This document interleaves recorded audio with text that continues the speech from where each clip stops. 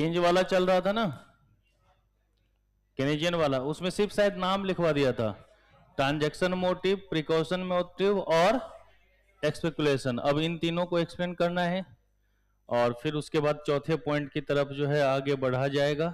और चौथे पॉइंट में भी 3 बातें हैं, उन 3 बातों को करके आज कोशिश करना है कि खत्म हो ही जाए। ठीक है, चलिए जी, chapter 8 unit 1 lecture 3, third lecture है ना। हाँ, पहला 1.25 घंटा का हुआ था, दूसरा 1.25 घंटे का हुआ था, ये भी लगभग उतने का ही हो जाएगा। चलिए, तो कौन कौन से मोटिव थे हमारे पास? ट्रांजैक्शन मोटिव, प्रिकॉशन मोटिव और स्पेकुलेटिव मेथड। तो चलिए सबसे पहला हम लोग लिखते हैं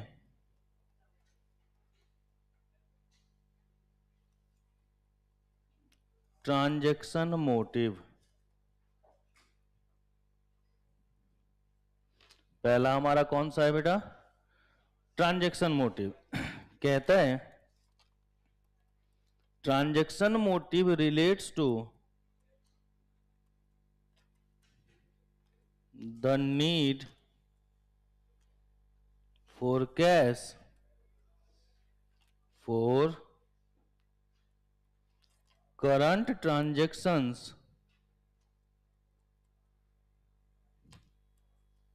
for personal and business exchange। कि transaction motive relates to the needs for cash for current transaction for personal and business exchange. भाई एक वो बताओ, अगर हम बात कर रहे हैं मनी की तो हमारी भी ट्रांजैक्शंस होगी, हम इंडिविजुअल्स की भी ट्रांजैक्शंस की बात करेंगे। पर्सनल का मतलब क्या हो गया बेटा? इंडिविजुअल्स की भी बात कर सकते हैं और ट्रेड की भी तो बात कर सकते हैं, नहीं कर सकते भाई? लार्ज स्केल पर भी हमारा क्या ट्रांजैक्शन की बातें नहीं होगी? मशीनरी वगैरह खरीदता है या नहीं खरीदता, इक्विपमेंट वगैरह लेता है या नहीं लेता, उन सब के लिए भी क्या चाहिए? मनी का होना जरूरी है ना। तो वहां भी डिमांड फॉर मनी होगा ही नहीं होगा। तो जो भी हम ट्रांजैक्शन मोटिव की बात करते हैं वो हमारा क्या होगा बेटा? इंडिविजुअल्स के लिए भी होगा और बिजनेस के लिए भी। कहता है the transaction motive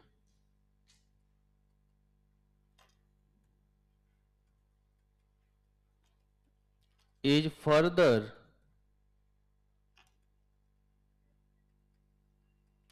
classified into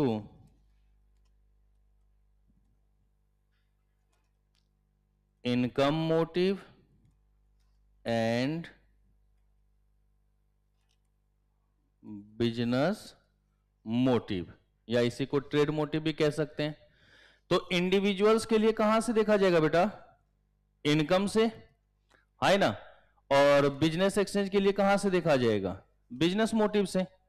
individuals के लिए कहां से देखेगा बेटा? इतना ही तो लिखवाया, यही तो कल मैंने तीनों नाम लिखवा दिया था और उन तीनों नाम को एक्सप्लेन कर रहा हूं, तो ज्यादा नहीं हुआ है, बस यहीं से लिखवाया है। ऊपर में सिर्फ लिखा है चैप्टर 8 यूनिट 1 लेक्चर नंबर 3। तो ट्रांजैक्शन जो मोटिव है उसमें 2 तरीके की बात होगी, क्योंकि ये हमारा पर्सनल के लिए भी है और बिजनेस के लिए भी। तो पर्सनल के लिए कहां से देखेंगे? इनकम मोटिव से। भाई अगर हम एक्सपेंडिचर की बात कर रहे हैं तो पहले पैसा क्या कमा रहे हैं उसके बेसिस पे ना देखा जाएगा, कितना कमा रहे हैं उसी के बेसिस पे ना खर्चों को देखे थे। ऊपर भी हम लोगों ने यही बात करी हुई थी। तो इनकम मोटिव पे देखा जाएगा पर्सनल को, और बिजनेस मोटिव पर किसको देखा जाएगा बेटा? बिजनेस एक्सचेंज को। कहता है both the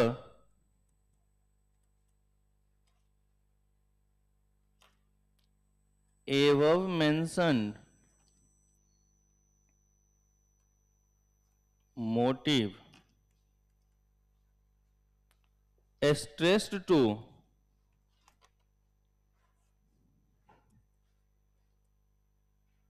the requirement of individual and business respectively to bridge the time gap between receipt of income and planned expenditure। बेटा एक वो बताओ, पढ़ तो तुम लोग आज रहे हो ना, तो क्या ऐसा ही होगा कि कल आपसे पेपर ले लिया जाए कि भाई चलो तुमने आज पढ़ लिया है तो कल तुम लोगों का एग्जाम हो जाए जनवरी बैच का, ताकि तुम लोग फ्री हो जाओ टेंशन से? ऐसा होगा क्या? नहीं भाई, पढ़ तुम आज रहे हो, लेकिन प्लांट कब का है? जनवरी का ना। प्लांट हमारा कब का है? जनवरी का। तो लोग जो हमारा क्या करते हैं, इनकम अर्न करता है, तो अर्न किया अभी किया तो प्रेजेंट का देख लिया, लेकिन वो जो एक्सपेंडिचर की बात करी जाएगी वो क्या होगा? इन फ्यूचर होगा, कुछ समय के बाद होगा। हो सकता है 1 महीने बाद ही हो सकता है 6 महीने के बाद की रखे, या बहुत सारे लोग ऐसे करते हैं ना कि भाई ये हम पैसा बचा करके रख रहे हैं, होल्ड करके रख रहे हैं ताकि आगे बच्चों की पढ़ाई में काम हो, तो एक लंबे फ्यूचर्स की बात कर रहे हैं। तो कहीं ना कहीं बीच में क्या होता है बेटा? टाइम गैप की बात होती है नहीं? तो उसी टाइम गैप के बीच में ब्रिज द गैप का मतलब क्या होगा बेटा? कि उसके बीच में जो हमारा गैप बन रहा उसको कंप्लीट करने का काम, ताकि भाई यही काम हमारा क्या होगा, आगे जाकर के देखा जाएगा। ओके, फिर कहता है केंज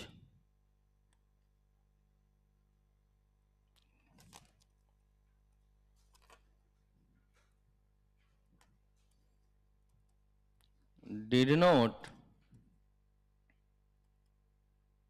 consider the transaction balances as being affected by interest rate। Keynes did not consider the transaction balances as being affected by interest rate, कि ऐसे ट्रांजेक्शन जो किससे हमारा इंपैक्ट हो रहा है बेटा? इंटरेस्ट। क्योंकि हम सभी जानते हैं कि जितना ज्यादा इंटरेस्ट रेट बढ़ेगा स्टोर ऑफ वैल्यू उतना ही ज्यादा बढ़ेगा ही नहीं बढ़ेगा? क्योंकि लोगों के मन में तो क्या होगी, लालच जरूर आएगी कि भाई आज मान लो अगर 2% इंटरेस्ट पर एनम मिल रहा हो तो उसकी बात, और अगर वही 10% जो है पर मंथ हो जाए तो उसकी बात, दोनों अलग है ये नहीं है? तो कहीं ना कहीं जो है उसकी बात करते हैं। तो यही बोलता है कि केंज जो है इन चीजों को कंसीडर करता ही नहीं है। केंज जो है इन चीजों को कंसीडर नहीं करता है कि भाई इंटरेस्ट रेट के कारण क्या इंपैक्ट पड़ा है, उसको हम लोग यहां पर कंसीडर नहीं करते। ये बात कौन कह रहा है बेटा? केंज कह रहा है। तो इसलिए कुछ ना कुछ तो फॉर्मूला बनेगा हमारा। और जल्दी करो,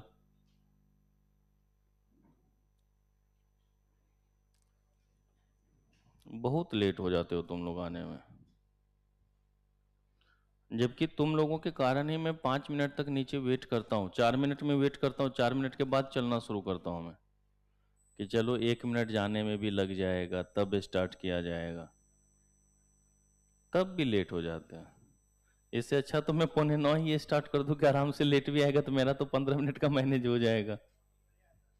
बढ़िया है, तो अगली क्लास से 8:45 स्टार्ट कर दूं।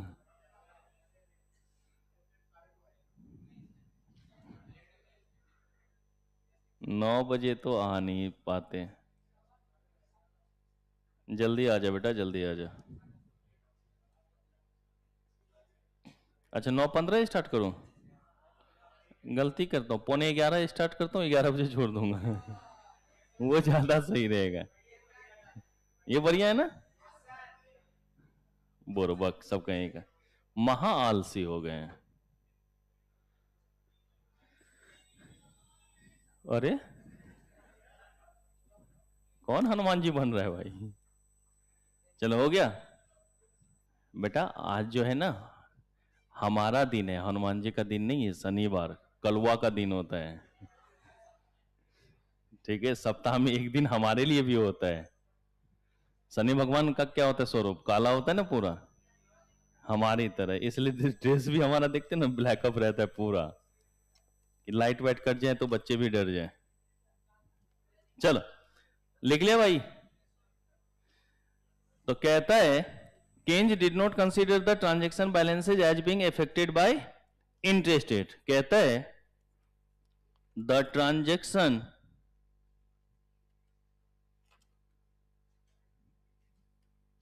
Demand for money is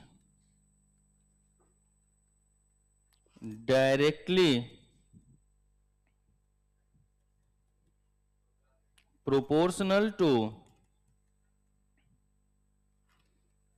income levels. भाई ये तो हम लोग पहले भी बोल चुके और हमेशा ही होता है, जितना ज्यादा इनकम लेवल बढ़ेगा उसी प्रोपोर्शन में हमारा खर्चा भी बढ़ता ही नहीं बढ़ता। तो इसका मतलब हमारे लिए जो डिमांड मनी है या मनी की जो डिमांड है वो हमारा उसी प्रोपोर्शन में बढ़ेगा ही नहीं बढ़ेगा। तो जितना ज्यादा हमारा इनकम लेवल बढ़ेगा उतना ही ज्यादा हमारा क्या होगा बेटा, डिमांड फॉर मनी भी इंक्रीज होगा। इसलिए क्या लिखा हमने यहां पर बेटा कि डायरेक्टली प्रोपोर्शनल, क्योंकि एक इंक्रीज हो रहा है तो दूसरा भी क्या होगा, इंक्रीज होगा। अगर इनकम लेवल हमारा बढ़ता है तो हमारा क्या होगा बेटा, डिमांड फॉर मनी भी क्या होता जाएगा, बढ़ता चला जाएगा। तो इस केस में यहां पर एक फॉर्मूला बनता है L R is equal to K Y. L R is equal to K Y. अब देखो y का मतलब तो अर्निंग्स या इनकम होता है। y का मतलब क्या है बेटा हमारा, अर्निंग्स और इनकम। अगर हम यहां पर एलआर की बात करें तो कहता है डिमांड फॉर ट्रांजैक्शन मनी, या इसी को कहते हैं transaction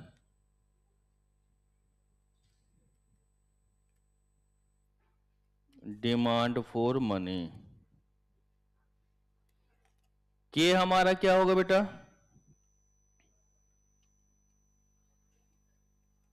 ratio of earnings which is kept for transaction purpose, कि जो ट्रांजेक्शन पर्पस के लिए रखा गया है, दैट्स मीन स्लोप कॉफिशिएंट। और y हमारा क्या होगा बेटा, इनकम या अर्निंग्स।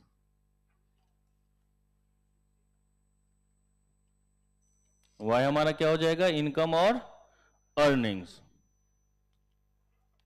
ओके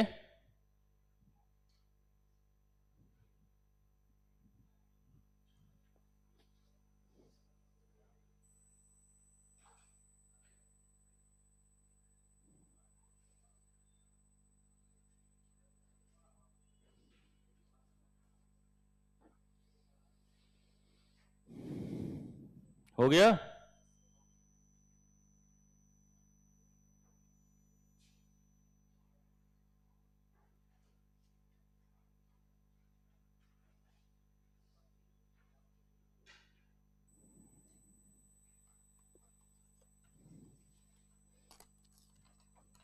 अब इसमें कहता है बेटा Keynes consider the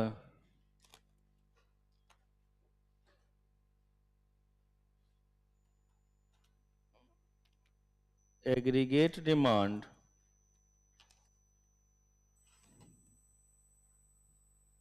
for money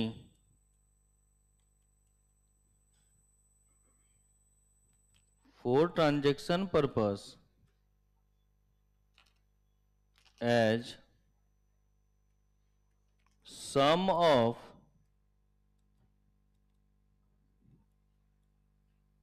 individual demand,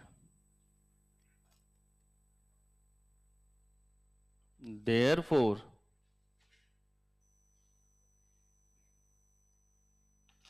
aggregate transaction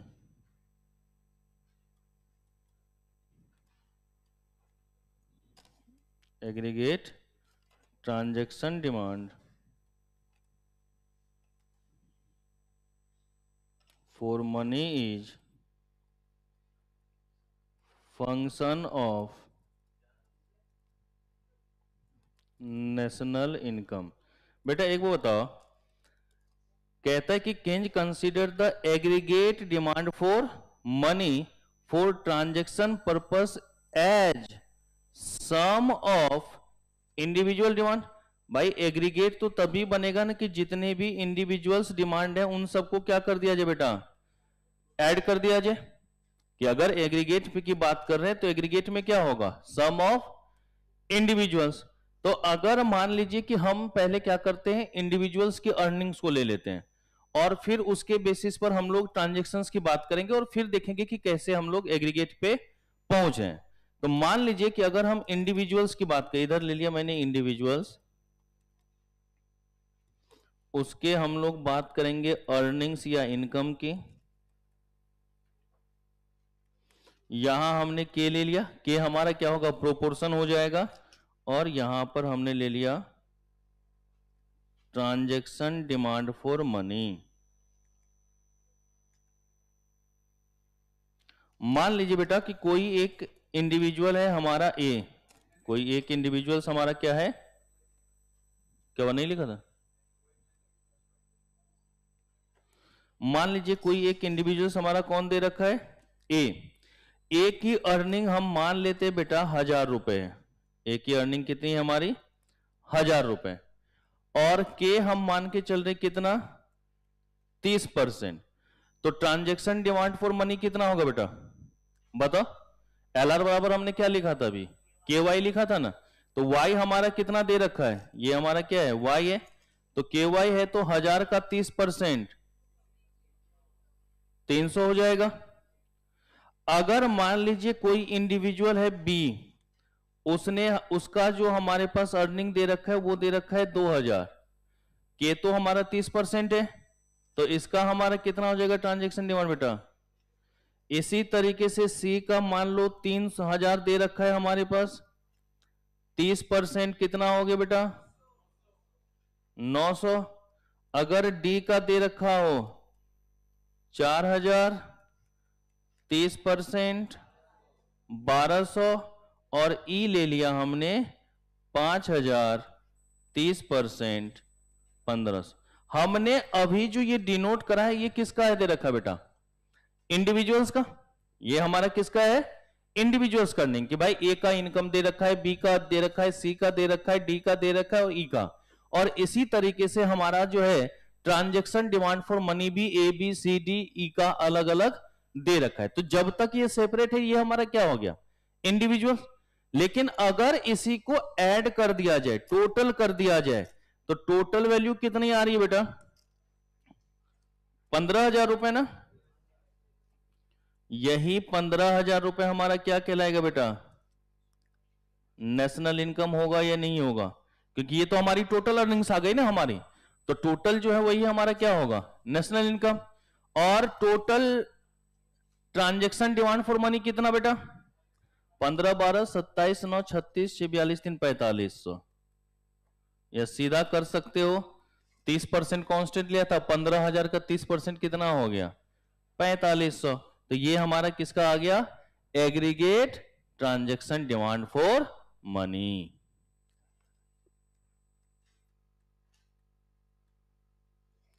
ठीक है।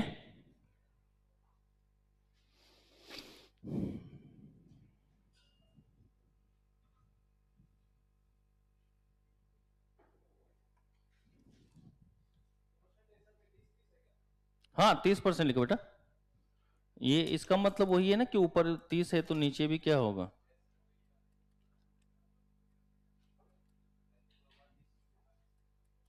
अरे वो ऐसे ही बीच में लिख दिया बेटा।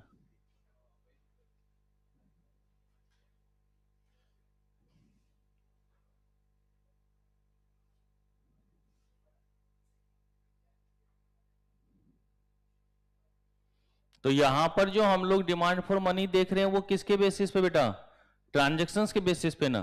तो ट्रांजैक्शन बेसिस पे कैसे देख रहे हैं, जो हमारा लेवल ऑफ इनकम होगा उसी के बेसिस पे देखा जाएगा। जितना ज्यादा हमारा लेवल ऑफ इनकम होगा ट्रांजैक्शन डिमांड फॉर मनी उतना ही क्या होगा, ज्यादा होगा। भाई हमने जो इनकम किया तो उसमें हम यहां पर 30% बोल रहे हैं कि हम 30% तक खर्च कर रहे हैं, तो 30% हमारा क्या हो गया, ट्रांजैक्शन डिमांड फॉर मनी। अगर यही 50% होता तो 50% न ले लेते। तो जैसे जैसे हमारा अर्निंग्स इंक्रीज होता जाएगा वैसे वैसे ही ट्रांजैक्शन डिमांड फॉर मनी भी क्या होता चला जाएगा, बढ़ता होता चला जाएगा। ओके, तो ये किसके अंतर्गत आ गया बेटा, ट्रांजैक्शन मोटिव के अंतर्गत। किसके अंतर्गत है ये, ट्रांजैक्शन मोटिव। ठीक है बेटा, पहले ये लिख लो, उसके बाद ऊपर दिखा दे रहा हूं मैं।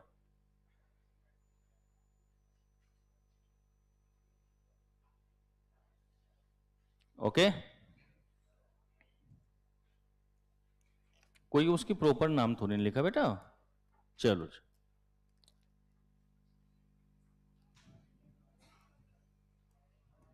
लिख लो सुलेखा।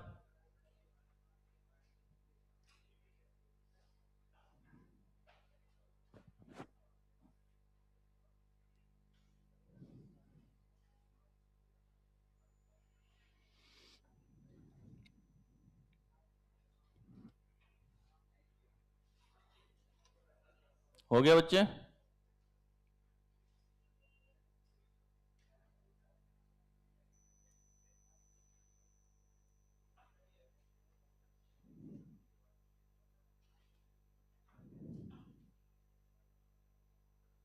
बोलो बेटा आगे बढ़ो।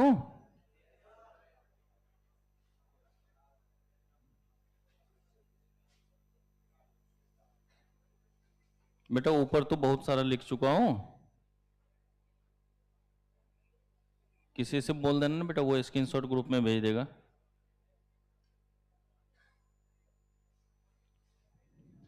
हो गया,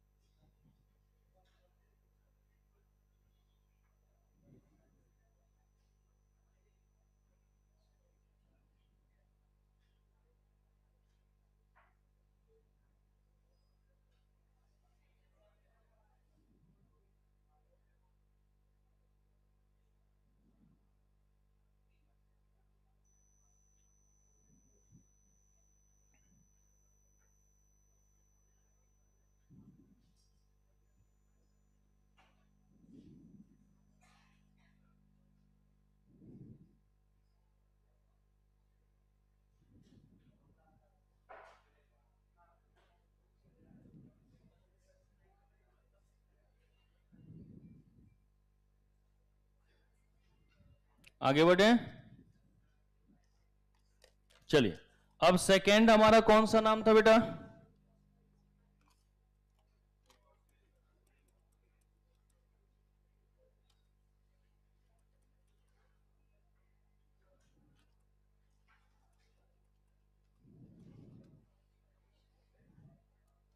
precautionary motive.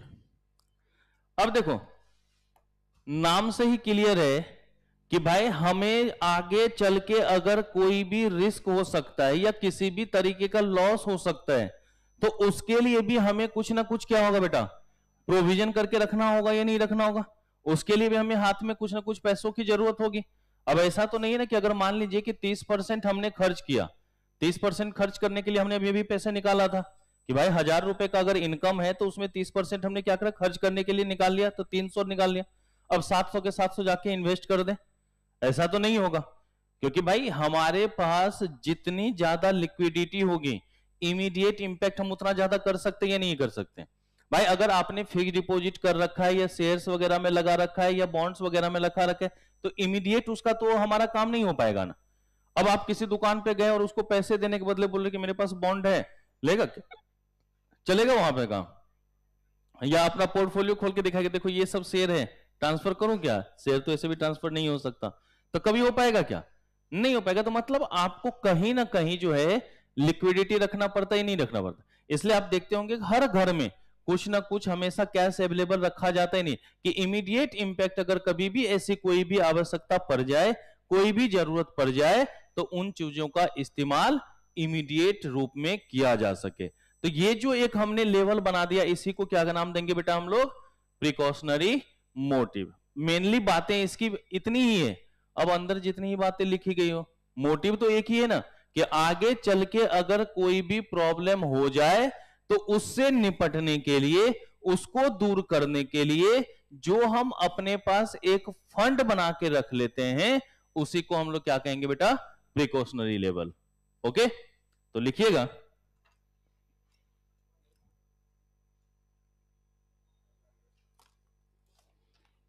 The amount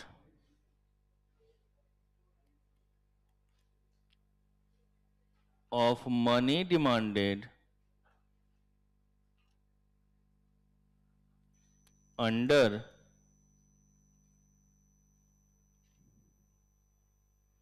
precautionary motive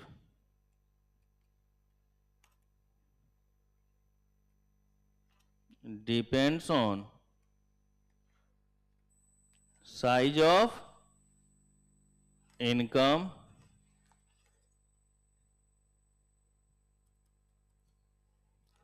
prevailing economic or political conditions,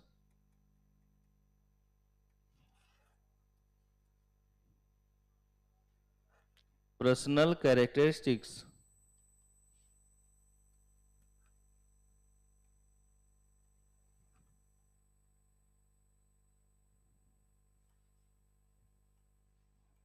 like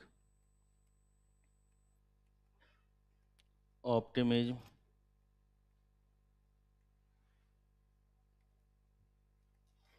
pessimism,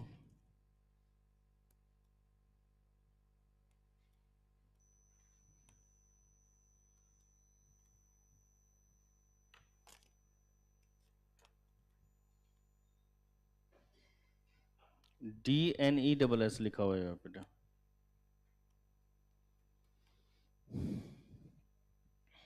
PESSIMS।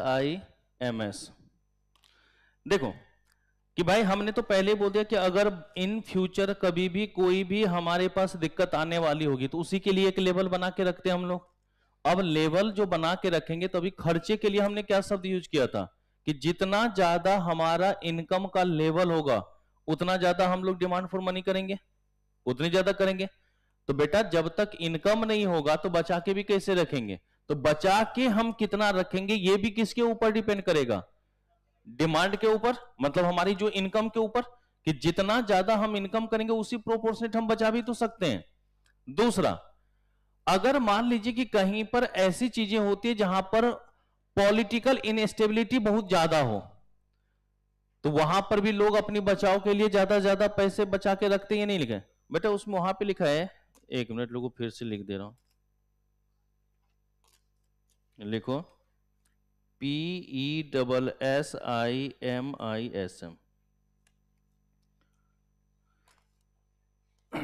इसका मतलब होता है आशावादी। अभी बता रहा हूं, ये हो गया जेठालाल, निराशावादी, अरे अहमदाबादी नहीं रहे, निराशावादी। ये होता है हमारा इन फ्यूचर के लिए, है कि नहीं? जेठालाल सबसे ज्यादा खुश कब होता है? जब उसके लाइफ में कोई भी परेशानी नहीं होती। क्या बोलता है? आज कुछ दिक्कत हुआ नहीं। अच्छा, जब सामने बबीता जी हो, बोरबक का, तो देखो वहां भी निराशावादी है क्योंकि साथ में अय्यर दिख जाता है, तो निराशावादी है ना भाई, लेकिन देखने में मजा आता है। बबीता जी को नहीं, सीरियल को। चलो देखो इधर, तो सुन लो। तो जब भी हम लोग यहां पर देखते हैं तो हम लोग क्या करते हैं कि पहले तो हम लोग ये देखेंगे कि भाई कितना हमारा इनकम है। जिस बेसिस पर हमारा इनकम होगा, प्रिकॉशनरी लेवल भी हमारा क्या होगा? उसी प्रोपोर्शनेट में ज्यादा होगा। इनकम अगर ज्यादा है तो हम अपने पास जो होल्डिंग्स रखेंगे वो भी क्या रखेंगे? ज्यादा से ज्यादा रखेंगे। अपने पास इन हैंड जो रखेंगे वो लिक्विडिटी क्या रखेंगे? ज्यादा से ज्यादा रखेंगे। लेकिन ऐसा भी तो हो सकता है कि जैसे हम अगर पाकिस्तान वगैरह की बात कर ले, अफगानिस्तान वगैरह की बात कर ले, तो हो सकता है कभी भी देश छोड़ना पड़ सकता है। और वहां का तो ये नियम है कि जब जब भूतपूर्व प्रधानमंत्री बना है तो उसको ब्रिटेन जाके शिफ्ट होना पड़ा है, नहीं होना पड़ता है। क्योंकि ऑटोमेटिक है, प्रधानमंत्री से हटे दूसरे प्रधानमंत्री आए, पहले तुम्हारे ऊपर केस होगा, अंदर ले जाएगा, परमानेंट वहीं पे सरना पड़ेगा। यहां तक कि राष्ट्रपति जब नहीं छूटता तो ये तो प्रधानमंत्री है। अब ऐसे में वहां पर लोगों की स्थिति भी क्या ज्यादा से ज्यादा सही होगा क्या? अभी आपने देखा होगा कि चैंपियंस ट्रॉफी वाला प्रोग्राम पाकिस्तान का कैंसिल हो गया, आ गया अपनी औकात पे, भारत को धमकी दे रहा था। बताओ, भारत ने अगर ये बोला कि हम वहां नहीं खेलेंगे, तो बोल रहा था अच्छा वहां नहीं खेलेगा तो हम भी कभी नहीं आए, तू मत आना, तुझे आने के लिए कौन बोल रहा है कि नहीं? कटोरा लेके तो खुद आ जाता है, यहां भी खेलता है और हम नुकसान भी करवाता है। तो अब उस केस में क्या होगा कि वहां के जो लोग होंगे वो भी परेशान रहते होंगे, नहीं रहते होंगे। अब मान लो जहां पर भाई ज्यादा आतंकवादी वाली लाइफ हो, या जहां पर इनस्टेबिलिटी बहुत ज्यादा हो, अभी हम लोगों ने ऊपर में पहले ये स्टेबिलिटी, प्राइस स्टेबिलिटी को मार्केट फेल्योर के अंतर्गत देखा था कि हमेशा मोटिव क्या होता है, स्टेबिलिटी की बात होती है। लेकिन कहीं पर अगर इनस्टेबिलिटी है तो वहां पर दिक्कतें आएंगी नहीं। तो वहां के लोग ज्यादा अपने पास फंड रखते हैं या नहीं रखते हैं कि कभी भी इमीडिएट में रातों रात यहां से भागना पड़ सकता है कि नहीं, खाली करना पड़ सकता है, तो उसकी भी बात हम लोग करते हैं यहां पे। लेकिन कुछ अपने इंपैक्ट के कारण भी हमें क्या होता है, बहुत सारे लोग होते हैं ना, उसके पास अगर कैश नहीं होगा ना तो दिमाग ही नहीं काम करता है। जैसे कि मैं, अगर जेब में पैसे ना हो, भले अकाउंट में कुछ भी रहे उससे मतलब नहीं, जेब में पैसे का होना बहुत जरूरी है। नहीं रहता तो मुझे लगता है कि आज कुछ सुना सुना, जग सुना सुना लागे रहे, फिर आराम से जाता हूं एटीएम से कुछ निकाल के जेब में, हाँ फिर बोलता अब ठीक है। नहीं, ऐसा डर लगा रहता है। मान लो कुछ हो गया, अब रास्ते में हम बेहोश पड़े हुए हैं, तो सामने वाला थोड़े बोला कि इसके एटीएम से पैसे निकाल, भाई उसको कहां से पिन पता है? कैश होगा तो कम से कम इलाज तो करवा, भले लेके भाग जाए वो अलग बात है, इलाज तो कुछ को करवाएगा भाई। तो भाई जेब में कैश का होना चाहिए। तो ऐसे भी लोग हमारे जैसे हो सकते हैं, है कि नहीं? कुछ जेठालाल जैसे भी हो सकते हैं, है कि नहीं? नहीं, बहुत सारे लोगों का ये मोटिव होता है कि अगर हमारे पास पैसा है, घर में कैश पड़ा है, तो हमारे लिए संतुष्टि भरा जिंदगी है कि नहीं? तो ऐसी भी बातें हो सकती थी। ये सब चीजें किन चीज को दिखाता है बताओ? प्रिकॉशन है कि हम अपनी एक तरीके से रक्षा करने के लिए नहीं ये रख रहे हैं। हम किसके लिए रख रहे हैं? अपनी रक्षा करने के लिए रख रहे हैं कि भाई ये तो हमेशा हमारे पास रहे, अगर नहीं रहे, जैसे लॉकडाउन वाला सिचुएशन आया था बेटा, अब लॉकडाउन वाला सिचुएशन अगर दोबारा आ जाए तो उसके लिए लोग देखते ना पहले से ज्यादा प्रोविजंस करके रखते हैं या नहीं रखते हैं कि अगर 2 4 6 महीने कुछ हो भी जाए तो इतना तो जरूर हो ताकि हम उसको मैनेज कर सकते हो। तो ये बात किसके का अंतर्गत आएगा बेटा? प्रिकॉशनरी मेथड के अंतर्गत आएगा। ओके, कहता है इट इज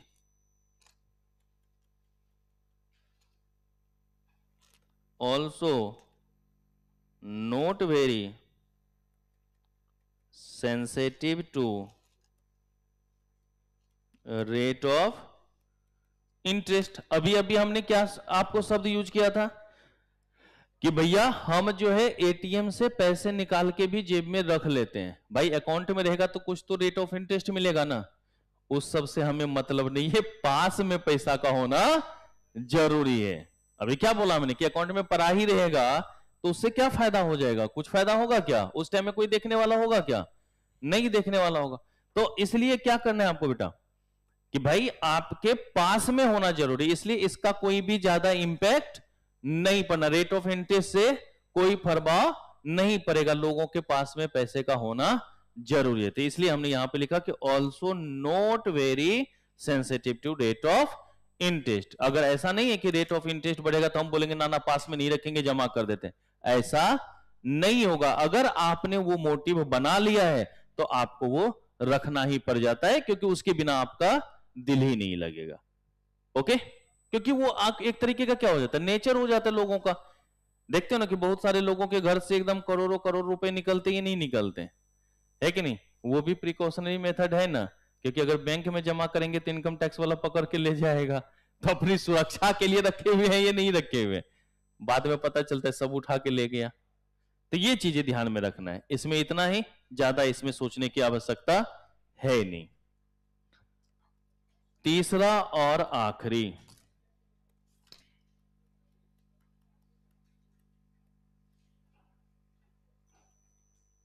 स्पेकुलेटिव मोटिव।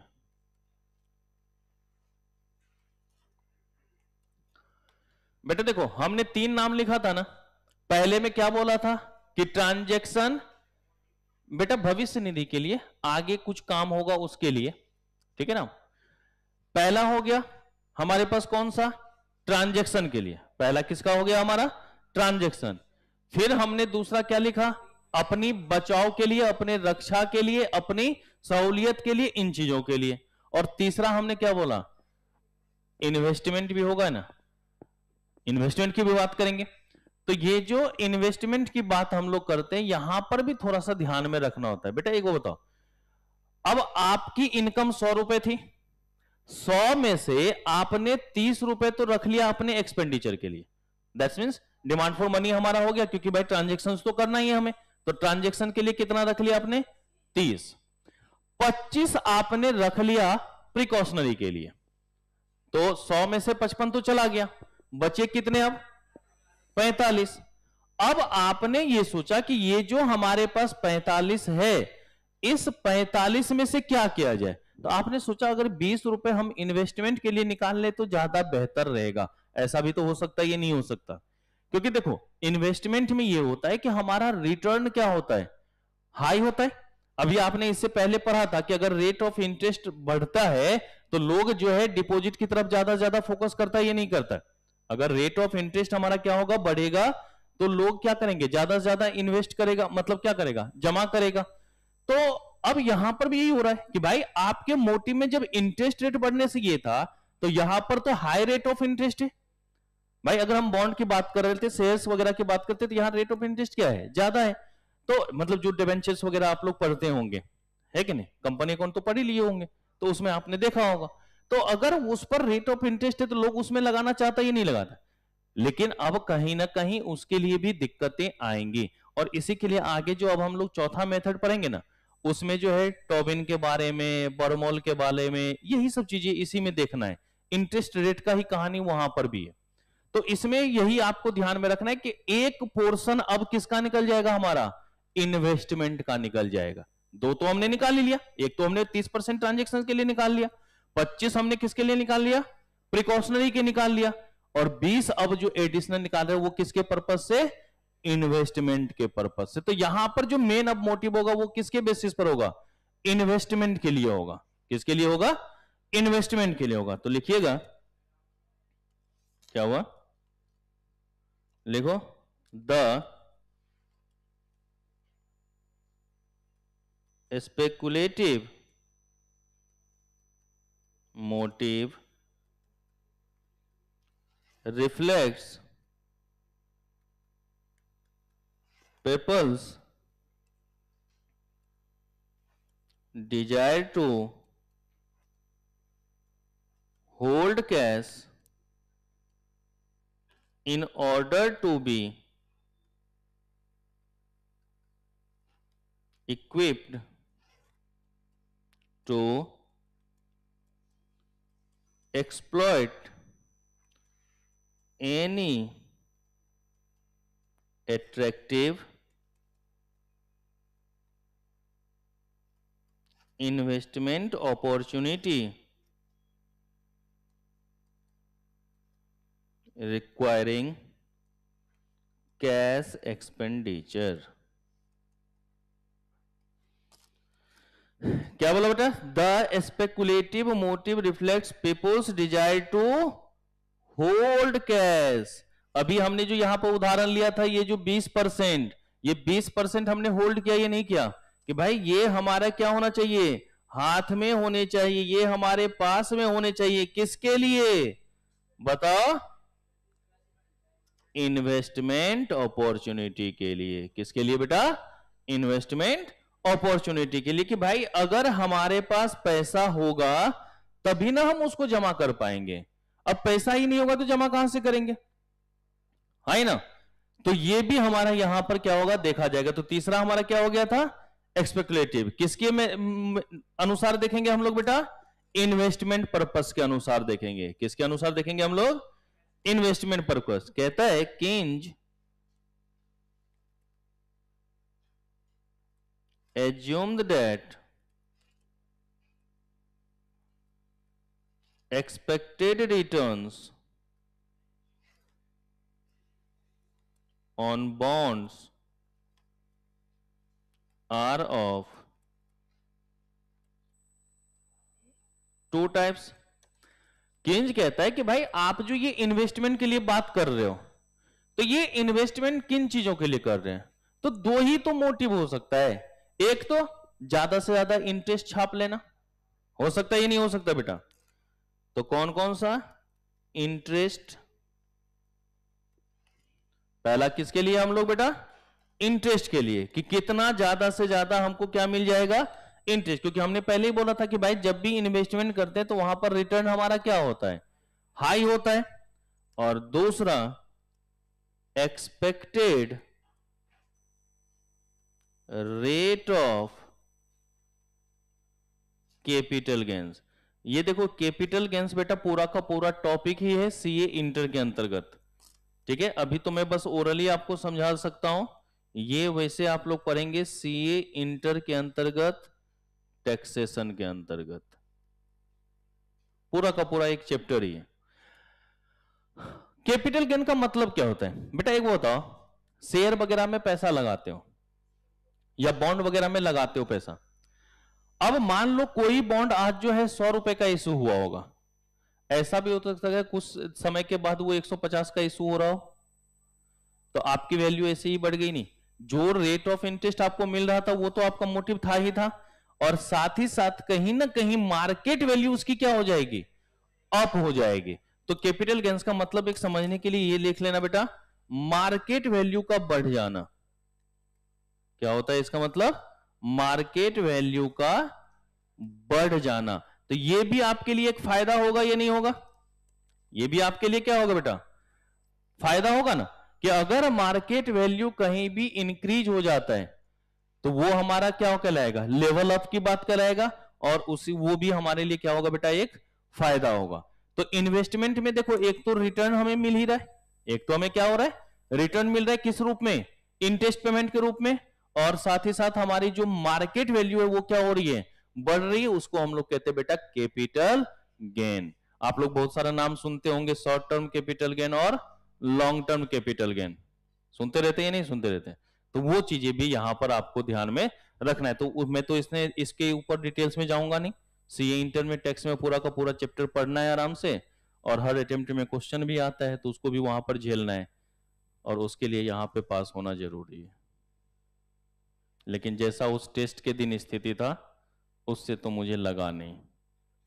अभी तक कुछ ही बच्चों का मैंने कॉपी चेक किया है, और जितनी बार भी मैं चेक करता जा रहा था अंदर से भजन निकल रहा था, समझ ही सकते हो। हाँ, और क्या होता है बेटा, बिहारी हैं, हमारा भजन ही वही होता है। नहीं, बहुत गलत बात है ये। मैथिली में बेटा, भोजपुरी में नहीं। मिथिलांचल वाले हैं तो मैथिली में देते हैं हम। नहीं, बट गलत बात है ये, ऐसे मत करो, ठीक है? अब हाँ तो आ जाना, हमने कौन सा वहां पे बांध रखा है? क्या हुआ? वो तो हमने कवारी में बेच दिया। भूजा खाली भूजा है कि नहीं? भूजा वाले को उतना पेपर दो बेटा, एक दे दे जरा। नहीं, तेरे लिए भी रखे हैं बेटा पिछले 4 महीने से, ठीक है? तो केंज ने क्या कहा कि जो भी हमारे पास, जो हम इन्वेस्टमेंट की बात कर रहे हैं उस पर हमारा जो एक्सपेक्टेड रिटर्न्स होगा कितने तरीके का होगा? दो। यहां हमने बॉन्ड्स लिख दिया, बॉन्ड्स का मतलब यहां पे नॉर्मली हमने सिक्योरिटीज की बात करी है, इन्वेस्टमेंट की बात करी, ठीक है ना? बॉन्ड्स चूंकि इससे पहले पढ़ाया हुआ था ना तो वो समझ में आ गया था, तो इसलिए हमने वो बातें करी है। बाकी यहाँ पे क्योंकि रिफाइनेंसिंग वाले में याद है ना, हमने बॉन्ड्स की थोड़ी सी जिक्र करी थी, याद है? इतना याद था तो फिजिकल वाला क्वेश्चन पूछा था, काहे नहीं लिखे? कौन कौन लिखा था ईमानदारी से बताना। बोलते पढ़े नहीं थे, 1-2 दिन पहले तो वो टॉपिक पढ़ाया था हमने। बहुत दयनीय स्थिति है। चलो,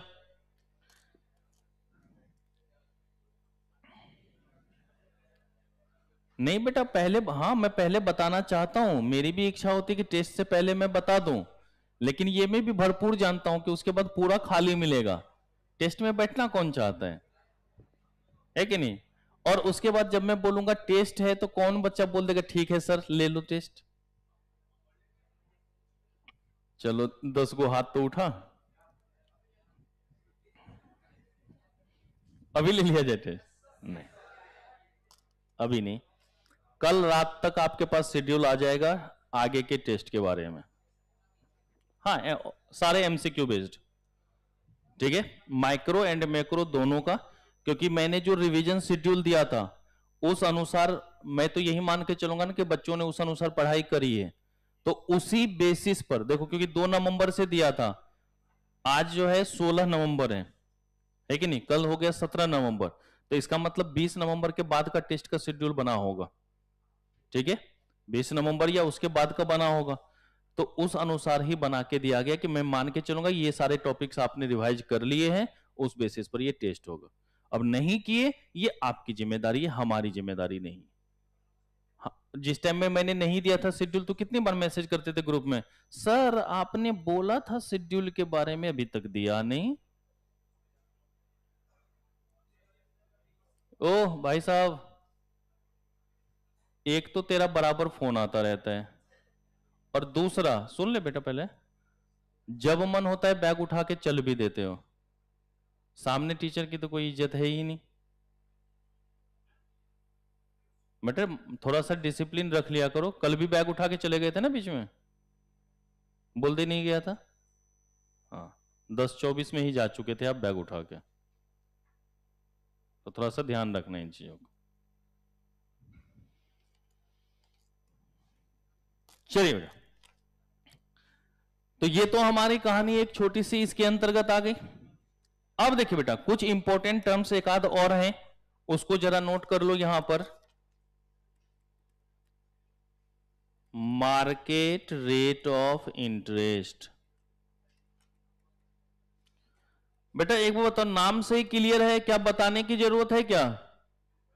अरे वर्तमान में जो मार्केट में चल रहा होगा उसी को क्या कहेंगे हम लोग? Market rate of interest. तो कहता है interest rate offered in market on cash deposit, है ना?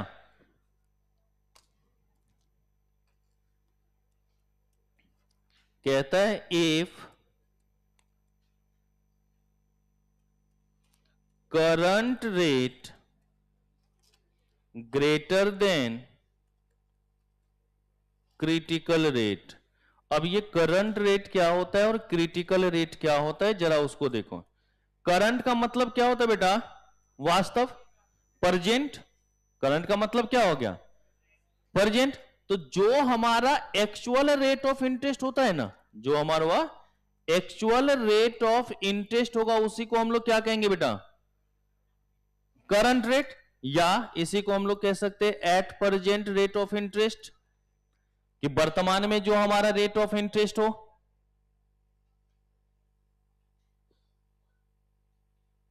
मैंने 29-30 के बाद तो किसी को रिप्लाई ही नहीं किया, ठीक है? संडे के बाद करना तब रिप्लाई आएगा, मंडे से मैसेज करना रिप्लाई आ जाएगा। तो क्या हो गया बेटा हमारा कि करंट रेट हमारा क्या हो गया कि जो हमारा एक्चुअल रेट ऑफ इंटरेस्ट होगा या जो हमारा प्रेजेंट का रेट ऑफ इंटरेस्ट है उसी को क्या कहेंगे हम लोग? करंट। और क्रिटिकल क्या होता है भाई? मार्केट में कुछ ना कुछ नॉर्मल रेट ऑफ रिटर्न होगा या नहीं होगा? नॉर्मल रेट ऑफ इंटरेस्ट की बात करेंगे या नहीं करेंगे कि भाई कम से कम ये तो होना चाहिए, है कि नहीं? तो जो होना चाहिए उसको क्या कहेंगे हम लोग? Critical rate of interest. और जो है वो क्या होगा? अब देखो, क्रिटिकल ज्यादा भी हो सकता है और क्या हो सकता है? कम भी हो सकता है। भाई एक बात बताओ, तुमको मान लो कि 10% का रिटर्न मिल रहा है, ऐसा भी हो सकता है तुम ये उम्मीद करो ना 12% तो होना चाहिए था, तो उस केस में आपका करंट क्या हो गया? कम हो गया, नहीं हो गया? लेकिन ऐसा भी तो हो सकता है तुमको 10% मिल रहा है, तुम खुश हो जाओ, अरे दादा 10% मिल गया, ज्यादा मिल गया, हम तो 6-7% सोच के गए थे। ऐसा भी हो सकता है, ये नहीं हो सकता। तो कभी हो सकता है करंट रेट ज्यादा होगा या कभी हो सकता है क्रिटिकल रेट ज्यादा होगा। तो करंट और क्रिटिकल समझ गए क्या होता है? करंट में जो वर्तमान में एक्चुअल रेट ऑफ इंटरेस्ट है और जो नॉमिनल एक होना चाहिए रेट ऑफ इंटरेस्ट उसको क्या कहेंगे हम लोग, क्रिटिकल। तो अगर हमारे पास कहीं पर भी करंट रेट ऑफ इंटरेस्ट हमारे पास ज्यादा है तो क्या होगा, कहता है देन ही एक्सपेक्ट्स, कौन, जो हमारा वेल्थ होल्डर है, जो हमारा इंडिविजुअल है, वही ना भाई, जिसने पैसे कमाए हैं उसी की तो बात करेंगे, वही तो चाहेगा। Then he expects the rate of interest to fall in future and when rate of interest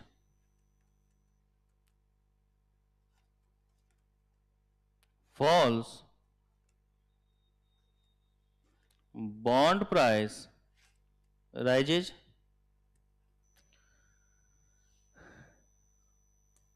कि भाई अगर मान लो कि करंट रेट हमारा क्या है बेटा, ज्यादा है, अगर हमारा क्या होगा, ज्यादा है, तो कहीं ना कहीं तुम्हें ये उम्मीद लगेगी ना कि बाद में ये प्राइस कम हो सकता है। भाई तुमको अगर ये लग रहा है कि आज हमको ज्यादा पैसे दे दिया गया है तो इसका मतलब कहीं ना कहीं फिर वो गलती सुधार होगी, बाद में वो क्या करेगा, कम करेगा, है ना। तो कम करेगा तो भाई हमारा क्या हो रहा होगा कि जो बॉन्ड का प्राइस है वो क्या हो जाएगा बेटा, कम होगा। ओके, दूसरा ऐसा भी तो हो सकता है बेटा कि करंट रेट हमारा क्या हो जाए, कम हो जाए, और क्रिटिकल क्या होगा, तो क्या वाइस एंड वर्सा लिख सकते हैं, इसमें बॉन्ड का प्राइस क्या हो गया, राइज हुआ, तो वहां पर बॉन्ड का प्राइस क्या हो जाएगा बेटा, कम हो जाएगा। ओके, तो लिख लो जल्दी से, वो भी, वो मैं नहीं लिख रहा हूं, आपको लिखना है। If current rate less than critical rate, जल्दी से लिख लो उसके अंदर, यहां पर कर दो बेटा इंक्रीज और यहां पर क्या कर दे, डिक्रीज। ओके, बस यही दो चेंज होना है। यहां रेट ऑफ इंटरेस्ट इंक्रीजेज हो जाएगा बेटा,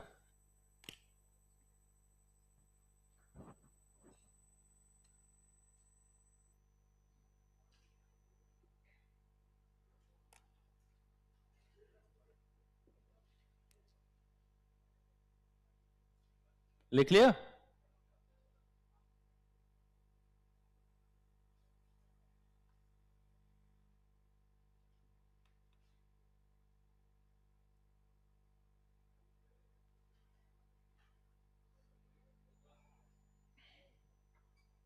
हो गया बेटा, अरे बोलो ना।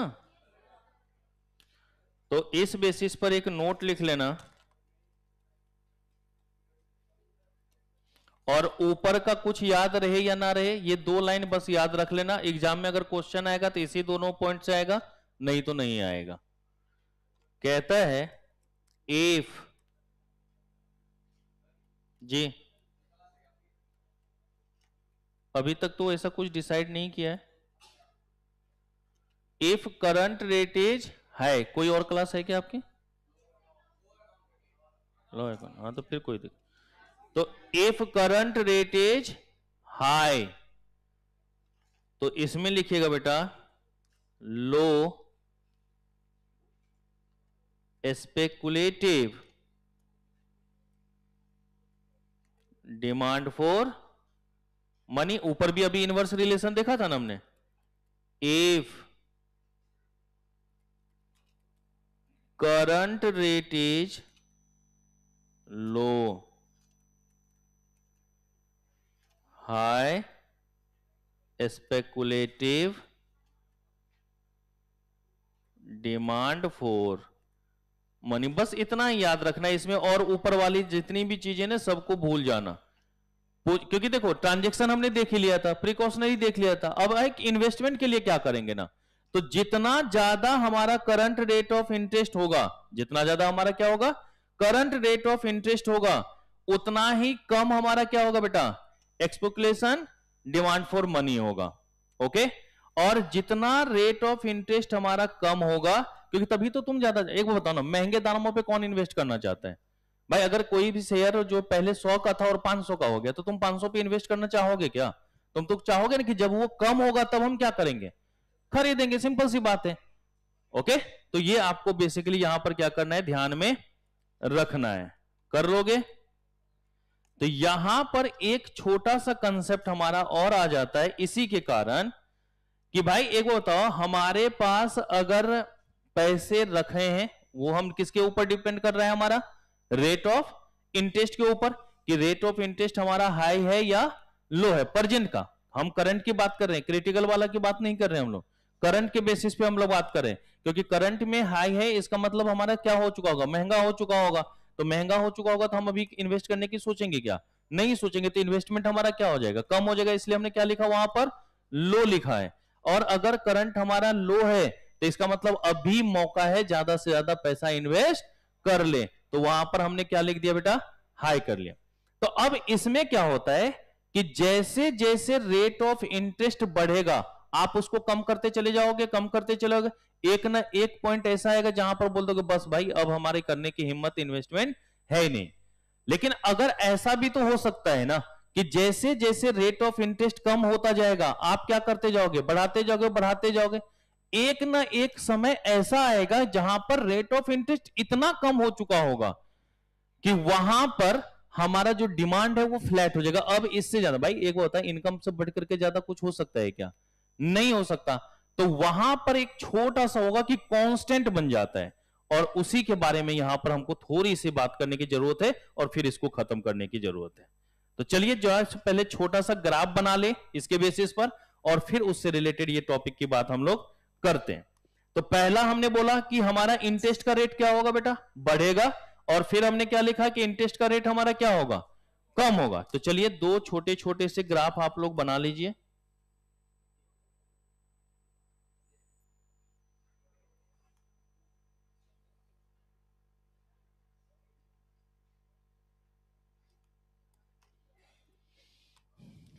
एक्स और वाई, एक्स और वाई। एक्स पर हो गया हमारा डिमांड और वाई पर हमारा इंटरेस्ट रेट।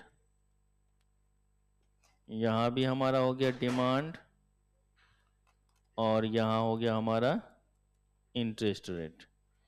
ये हम देख रहे हैं बेटा इंडिविजुअल्स का, किसका देख रहे हैं हम लोग, इंडिविजुअल्स। और ये किसका देख रहे हैं हम लोग, एग्रीगेट का। एक तरफ देख रहे हैं हम लोग इंडिविजुअल्स का और एक तरफ क्या देख रहे हैं, एग्रीगेट का। मान लेते हैं बेटा कि अगर हमारा रेट ऑफ इंटरेस्ट रहा ये, इस पॉइंट पर हमने रेट ऑफ इंटरेस्ट मान लिया, इसको हमने लिया R C. C denoted to current rate of interest, C denoted to current rate. अब इस पर कहीं ना कहीं हमारा डिमांड होगा या नहीं होगा बेटा? तो हमने मान लिया कि हमारा जो है ये डिमांड दे रखा है। क्या है बेटा, हमारा ये डिमांड दे रखा है। अब हमारा क्या हो गया, रेट ऑफ इंटरेस्ट बढ़ करके हो गया यहां पर R1, क्योंकि हम हमेशा इंक्रीज में 1 लिखते हैं और डिक्रीज में 0 लिखते थे, याद है ना? तो हमने यहां पर क्या हो गया, 1 लिख लिया। अगर किसी ने मार्केट पढ़ा होगा तो याद होगा, मैंने 0 और 1 से हमेशा ये डिमांड सप्लाई में 0 और 1 से डिनोट किया था। तो हमने क्या बोले कि अब जो हमारा नया रेट ऑफ इंटरेस्ट है वो बढ़ करके क्या हो गया, 1। अब अगर रेट ऑफ इंटरेस्ट इतना ज्यादा बढ़ गया तो क्या तुम अब इन्वेस्टमेंट का सोचोगे? नहीं। तो इसका मतलब इन्वेस्टमेंट 0 कर देता हूं कि भाई अभी नहीं, अब कुछ देर होल्ड कर लेते हैं, जब कम होगा तब इन्वेस्टमेंट की बात सोचेंगे। तो अब 0 डिमांड होगा तो कहां पर होगा बेटा, वाई एक्सिस के ऊपर ही ना हो जाएगा, यही हमारा नहीं हो जाएगा बेटा। 0 तो यही होता ना, क्योंकि पॉइंट ऑफ ओरिजिन कौन सा है, इसकी वैल्यू तो है तो ऊपर चला गया, और चूंकि x की वैल्यू 0 है तो कहां होगा, y एक्सिस को ही टच करेगा ही नहीं करेगा। तो देख रहे हो ना, पहले डिमांड हमारा क्या था, ये था। पहले हमारा डिमांड क्या था, ये। और अब क्या हो गया हमारा डिमांड बेटा, नील हो गया, ये नहीं हो गया। किसके कारण ये बदल रहा है बेटा, सिर्फ और सिर्फ इंटरेस्ट रेट के कारण। तो ये हमने देखा इंडिविजुअल्स का। लेकिन बेटा एक वो बताओ, एग्रीगेट में तो ऐसा नहीं होगा ना। भाई मैंने ये बोला कि ना ना मैं अभी नहीं करूंगा, लेकिन अगर 10 लोग होंगे तो उसमें कुछ ऐसे, जैसे हमारे शहनवाज भाई ने अभी बोला कि सर हम कम करेंगे, अभी यही शब्द यूज किया था। अब इसी में थोड़ा सा कोई और होगा, बोले नहीं सर बहुत ही कम करेंगे, कुछ बोलेगा नहीं सर इतना सा ही कर लेंगे, अलग अलग हो सकते हैं। नहीं तो मतलब ऐसा नहीं कि अचानक से जीरो हो जाएगा, धीरे धीरे लेकिन कम होता जा सकता है, ये नहीं होता जा सकता है। तो इस केस में जो हमारा कर्व बनता है बेटा वो इस तरीके का बन जाएगा। देखो ये हमने यहां पर ऐसे लिखा है जैसे कांस्टेंट हो, देख रहे हो ना, ये किस तरीके से जा रहा है, कांस्टेंट की तरह जा रहा है। ऐसे ही आपको भी बनाना है कि अगर हमारा रेट ऑफ इंटरेस्ट अगर मान के चलते यहां पर था, तो देख रहे हो डिमांड कितना था हमारा यहां, अगर यहां पर हम लोग मान लेते हैं R4, तो हमारा यहां पर क्या होगा बेटा M1, मतलब मनी का डिमांड 1, रेट हमारा घट के हो गया यहां, अब डिमांड क्या हो गया बेटा M2, यहां पर हमने R3 ले लिया, ये डिक्रीज करता जा रहा है, ठीक है ना। फिर उसके बाद घट के हमारा हो गया ये, हमने यहां पर लिखा R2, यहां पर लिख दिया M3। अब गौर से देखो, अब हमने यहां पर लिया कांस्टेंट को टच कर गया बेटा, अब देख रहे हो यहां पर ये भी डिमांड आगे बढ़ेगा, तब भी आगे बढ़ेगा, तब भी क्या ये कांस्टेंट हो रहा है, क्या हो रहा है, ये हमारा कांस्टेंट हो रहा है नहीं, क्योंकि अगर इससे नीचे करें हम, अगर मान लीजिए कि अभी पहले लिखना मत, अभी ये पहले एक बार देख लो, अगर मान लो कि हम रेट ऑफ इंटरेस्ट यहां पे 0 पे कर रहे हैं, ये वाला कर दे रहे हैं, अगर हम ये वाला रेट ऑफ इंटरेस्ट कर, तो निकल गया, ये नहीं निकल गया, क्या वहां पर उस कर्व को टच कर पाएगा क्या, नहीं ना। तो इसका मतलब लास्ट हम R1 पे आके रुक जाएंगे या नहीं रुक जाएंगे, और R1 के पास हम अब क्या देख रहे हैं कि लगातार हमारा वही आगे चलता चला जाएगा या नहीं चलता चला जाएगा। तो यहां पर क्या हो गया बेटा कांस्टेंट हो गया या नहीं हो गया, यहां पर क्या हो गया हमारा कांस्टेंट, मतलब मिनिमम जो हमारा रेट होना चाहिए वो इससे कम नहीं होना चाहिए ना, इससे कम होगा क्या, क्योंकि इससे कम होगा तो फिर तो कोई बात ही नहीं बन रही हमारी, तो मिनिमम हमारा यही होगा ना, और इसी को कहते बेटा लिक्विडिटी ट्रैप, इसी को क्या कहते हैं हम लोग, लिक्विडिटी ट्रैप। तो ऐसे ही कांस्टेंट बनाना है आपने, ओके।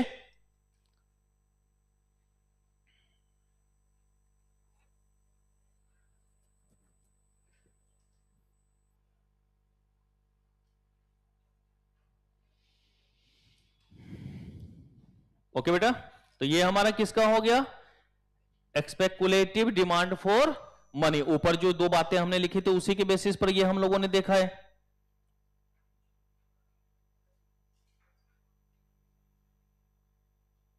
नहीं समझा बेटा,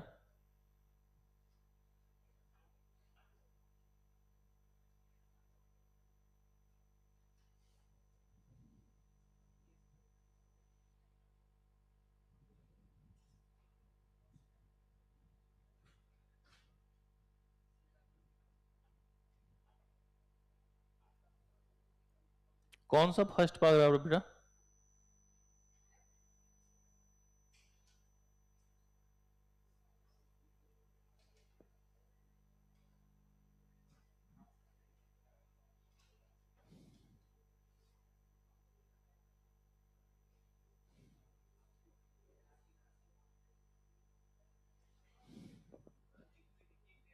अच्छा इंडिविजुअल्स में मैंने बोला कि जब हमारा करंट रेट ऑफ इंटरेस्ट ये था, तो डिमांड हमने क्या करा था यहां पर, तो उस अनुसार हमने कर्व बनाया था कि इतना डिमांड था हमारा, मान लेते हैं हमारा हमने M1 ये लिख दिया था, लेकिन जैसे ही हमारा रेट जो है RC से इंक्रीज होकर कहां चला गया, R1 पे पहुंच गया, अब तुमने क्या कर दिया कि भाई अभी इन्वेस्ट करने की जरूरत नहीं है, तो इन्वेस्ट करने की जरूरत नहीं, तो डिमांड कितना हो गया बेटा, जीरो नहीं हो गया, तो जीरो हो गया तो कहां पर होगा, अब ये धीरे धीरे भी कम हो सकता है ना, हो सकता है थोड़ा सा रेट बढ़ता तो डिमांड यहां आ गया होता, थोड़ा सा और बढ़ता डिमांड यहां आ जाता, इस तरीके से हो सकता है, ये नहीं हो सकता।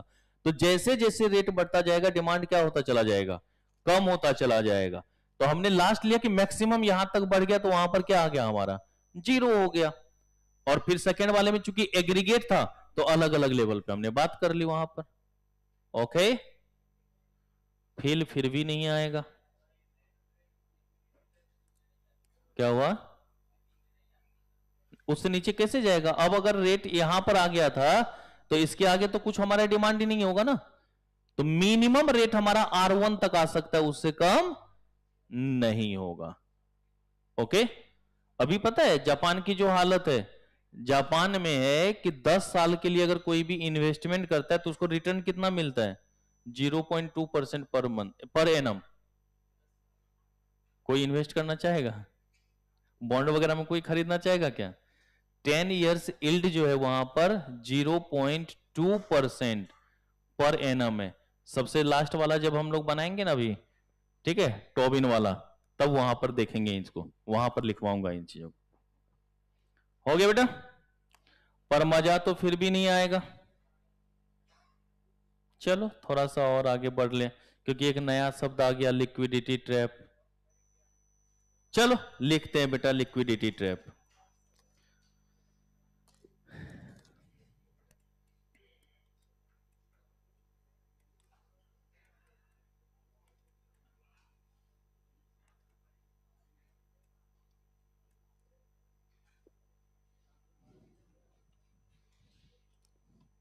बेटा लिक्विडिटी ट्रैप को ही हम लोग कहते हैं ineffective monetary policy.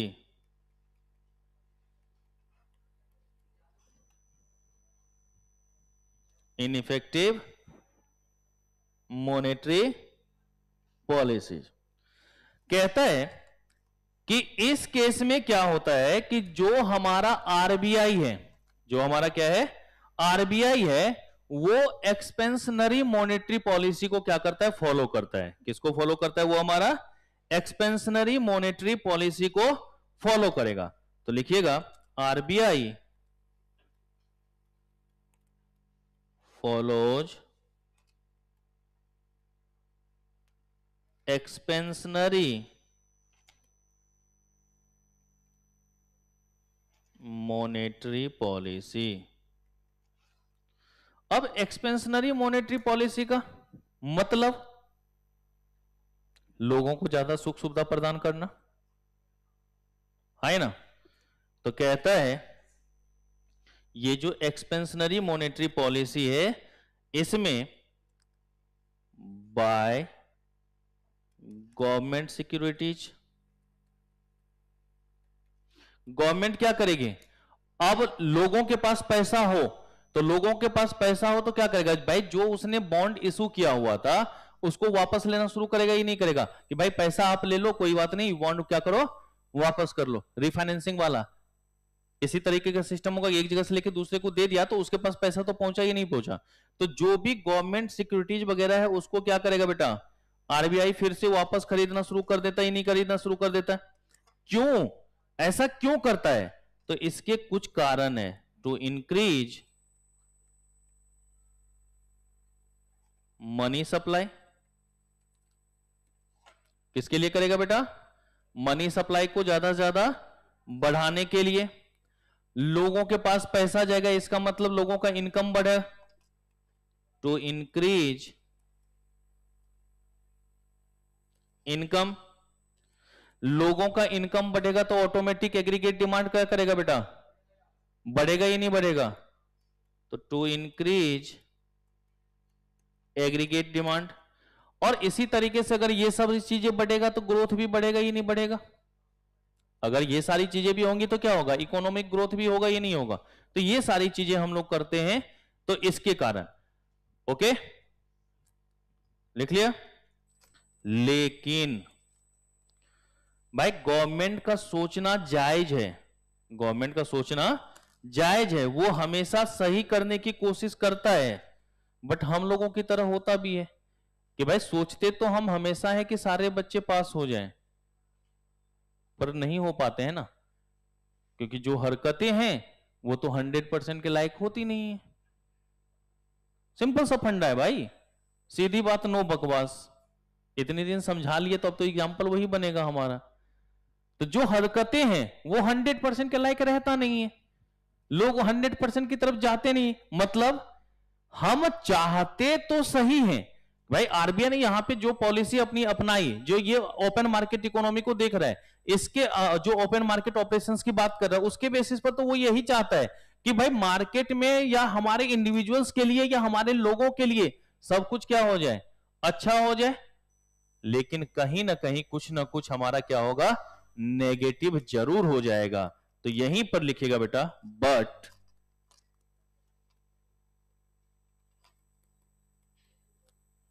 interest rates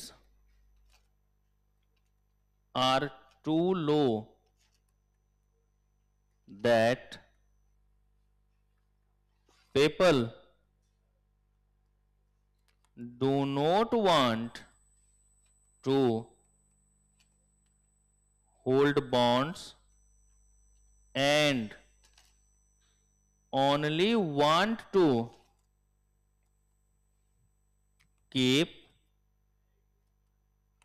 liquid cash, that is speculative demand becomes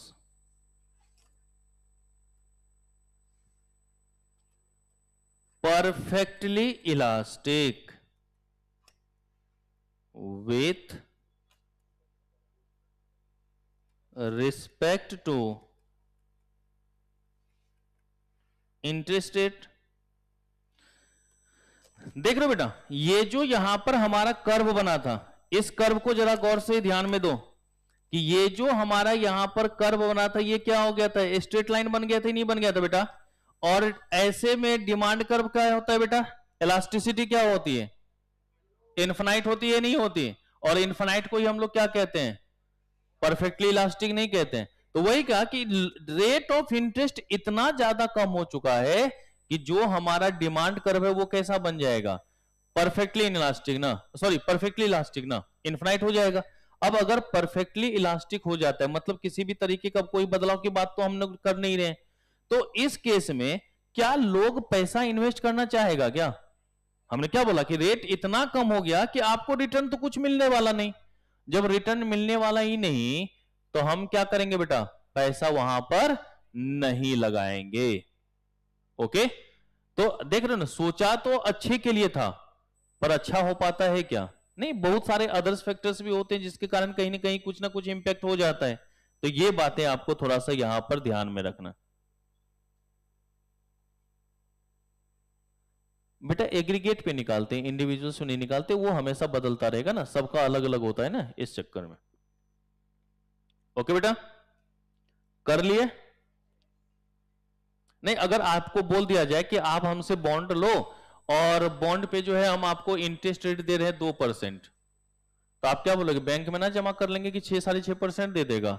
आजकल तो बहुत सारे बैंक 7.5% तक भी देता है। तो माइंड में होगा ही नहीं होगा। तो फिर आप वहां पे इन्वेस्ट करना चाहोगे कि रिस्क फ्री रहना चाहोगे, रिस्क फ्री रहना चाहेंगे ना। इसके अनुसार तो भाई वहां पर ज्यादा रिटर्न हमें मिल रहा है, तो क्या तुम वहां पर इन्वेस्टमेंट की सोचोगे, कभी नहीं सोचोगे। इसलिए जापान में अभी इन्वेस्टमेंट की बातें ना कोई नहीं सोचता, बहुत ही कम है वहां पर इंटरेस्ट का रेट। ठीक है, लेकिन याद रखना वो 10 ईयर्स बॉन्ड पे है, ऐसा नहीं कि अगर जो शॉर्ट टर्म हो या 1-2 साल वाले हो उस पर नहीं। हम 10 ईयर्स एल्ड की बात करें, वहां पर सिर्फ 0.2% है। तो 10 साल का कितना हो गया बेटा, 2% ना, कौन काम करेगा। उससे अच्छा तो इधर उधर जमीन खरीद के कोई लगा दे पैसा। चलो, सबसे ज्यादा रेट ऑफ रिटर्न अगर मिलता है ना तो वो प्रॉपर्टी में, जमीन में, घर बना के बेचने में नहीं है। एक बात याद रखना, जमीन की रीसेल वैल्यू हमेशा बढ़ती है, बिल्डिंग की रीसेल वैल्यू हमेशा कम होती है कि नहीं। इसीलिए तो अपना घर वर नहीं लेते।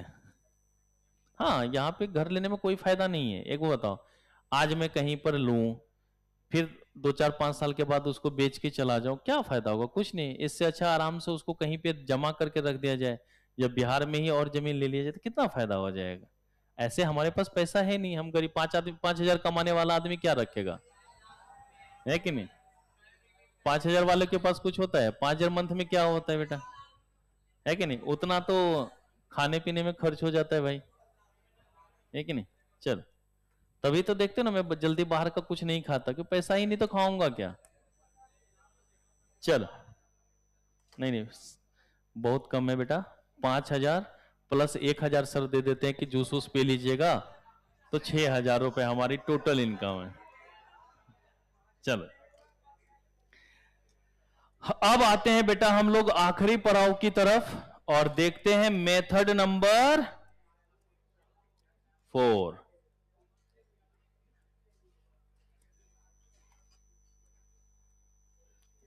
Post Keynesian developments.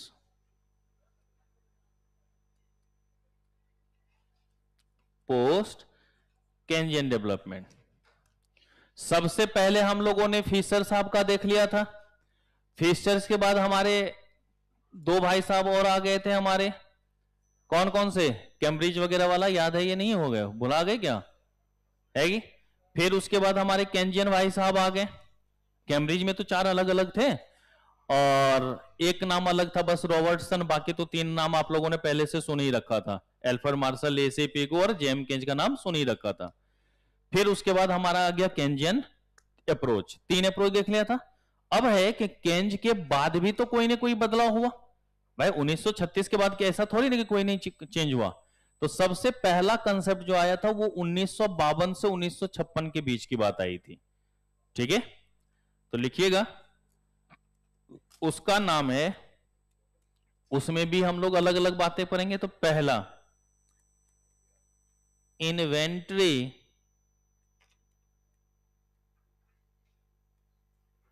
Approach to transaction balances.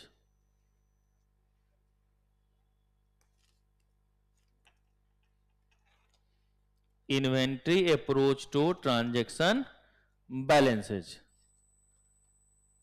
ये जो कंसेप्ट है बेटा, ये कंसेप्ट दिया गया था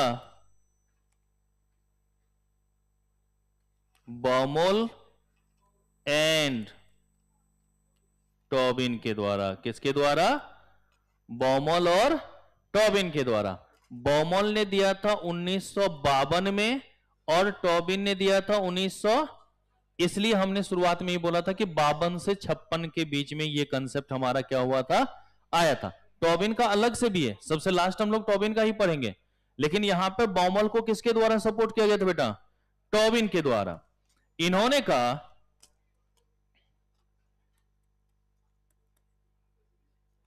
they determined a theory of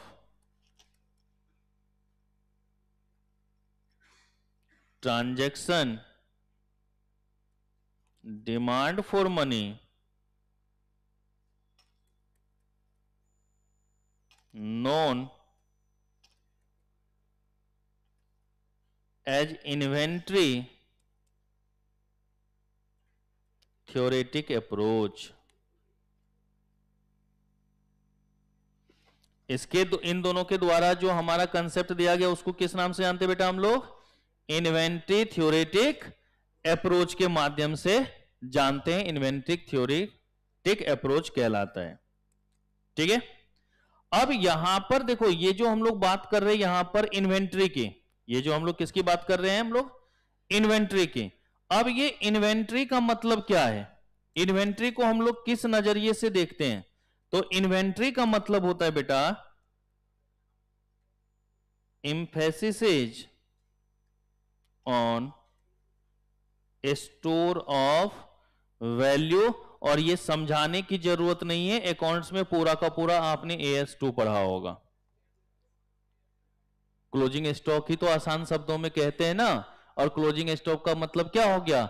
store of value की तो बात कर रहे हैं आसान शब्दों में, यहां को वहां से कोरिलेट करके समझ लेना। ओके, और ये जो हमारे पास ट्रांजैक्शंस डिमांड की बात होगी, अगर हम लोग किसकी बात करेंगे? ट्रांजैक्शंस डिमांड की। ये जो हमारे पास दे रखा है यहां पर क्या? Transaction demand. तो इस ट्रांजैक्शन डिमांड का मतलब क्या है? तो लिखिएगा,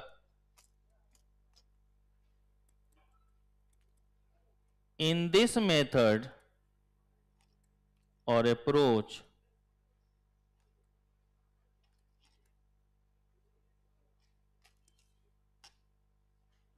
money was essentially viewed as inventory held for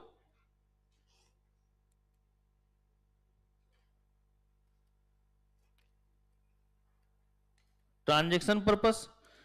कि भाई इसका मतलब हो गया कि वैसे पैसे जो कि हम ट्रांजेक्शन के लिए रखे हुए हों। यही बात तो कर रहे थे हम लोग कि वैसे पैसे जो कि हम किसके लिए रख रहे हैं, बताओ, ट्रांजेक्शन पर्पस के लिए रखे हो, उसी को हम लोग क्या कहते हैं, ट्रांजेक्शन डिमांड। तो ट्रांजेक्शन डिमांड कह दें, ट्रांजेक्शन पर्पस कह दें, ट्रांजेक्शन इन्वेंट्री कह दें, सबका मतलब क्या है, एक ही है कि जो हमारी डिमांड फॉर मनी है वो किस पर्पस से, ट्रांजेक्शन के पर्पस से, वो हमारी कितनी है, उसी को हम लोग कहते हैं ट्रांजेक्शन डिमांड। ओके, लिख ले, यहां तक पेज चेंज करना होगा। हो गया सबका?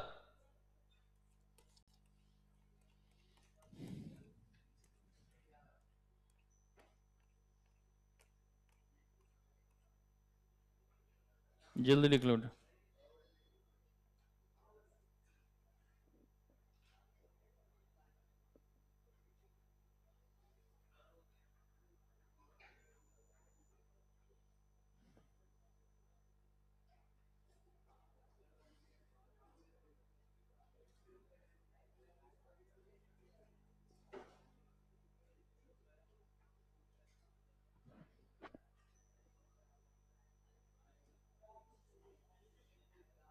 हो गया?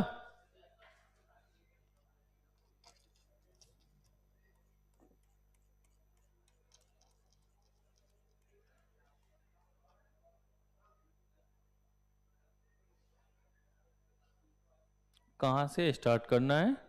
अरे बुर्बक, 1.5 घंटा क्लास हो गया, अभी पूछ रहे कहां से स्टार्ट करना है? बताओ, हम उस टॉपिक के आखिरी पड़ाव पे हैं और पूछ रहे हैं हमसे कहां से स्टार्ट करना है। चलो देखो बेटा, एक बताओ, अगर हम ये इन्वेंट्री की बात कर रहे हैं तो इन्वेंट्री का मतलब हमने क्या लिखा, स्टोर ऑफ वैल्यू की बात कर रहे हैं। अब स्टोर ऑफ वैल्यू में दो तरीके की बातें हो सकती है, क्या क्या, तो चलिए जरा उसको भी लिख लेते, लिखिएगा, inventory model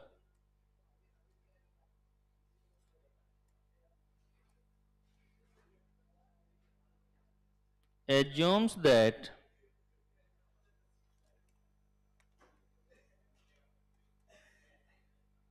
there are two media, media कह दो या टाइप्स कह दो या मेथड कह दो, ऑफ स्टोर ऑफ वैल्यू। और स्टोर ऑफ वैल्यू का ऊपर हमने नाम लिख ही दिया था, इन्वेंट्री के व्यू पॉइंट से देख रहे तो इन्वेंट्री उसका मतलब हुआ।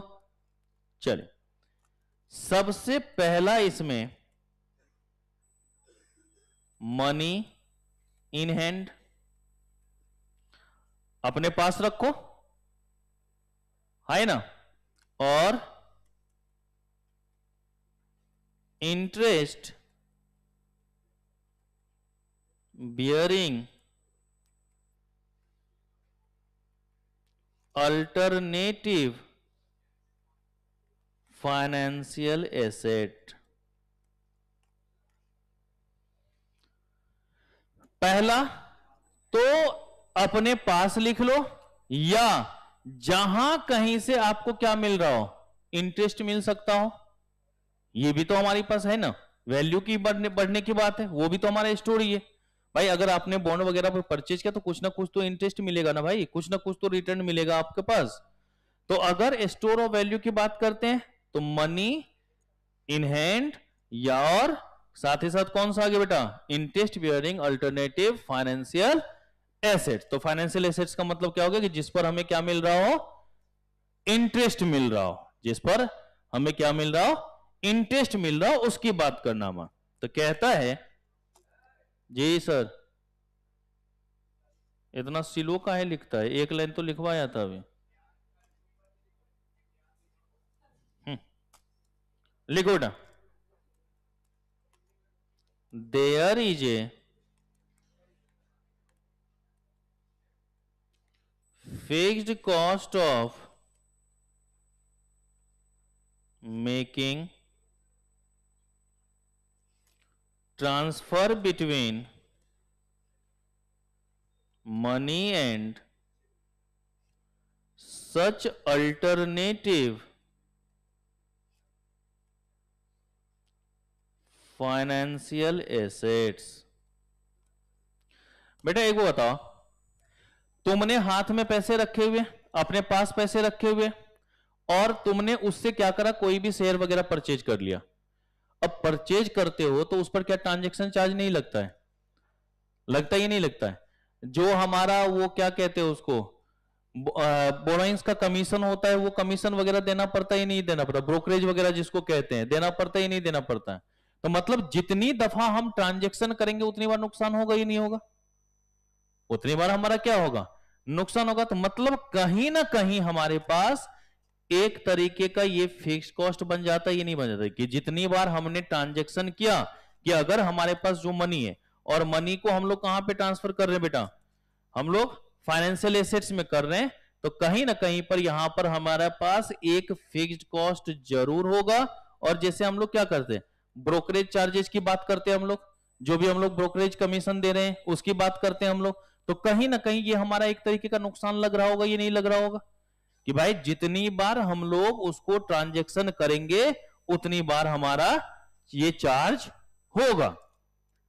फिर कहता है इसमें, Baumol asserts that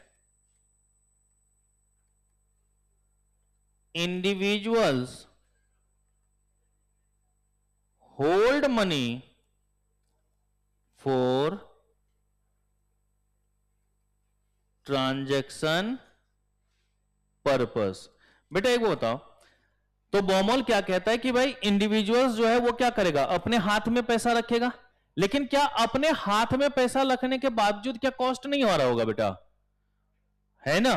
अगर अपने हाथ में रखे तो वहां भी एक अपॉर्चुनिटी कॉस्ट है ना, अगर रखते तो कुछ इंटरेस्ट तो मिलता, क्या वो इंटरेस्ट हमें मिल रहा है क्या?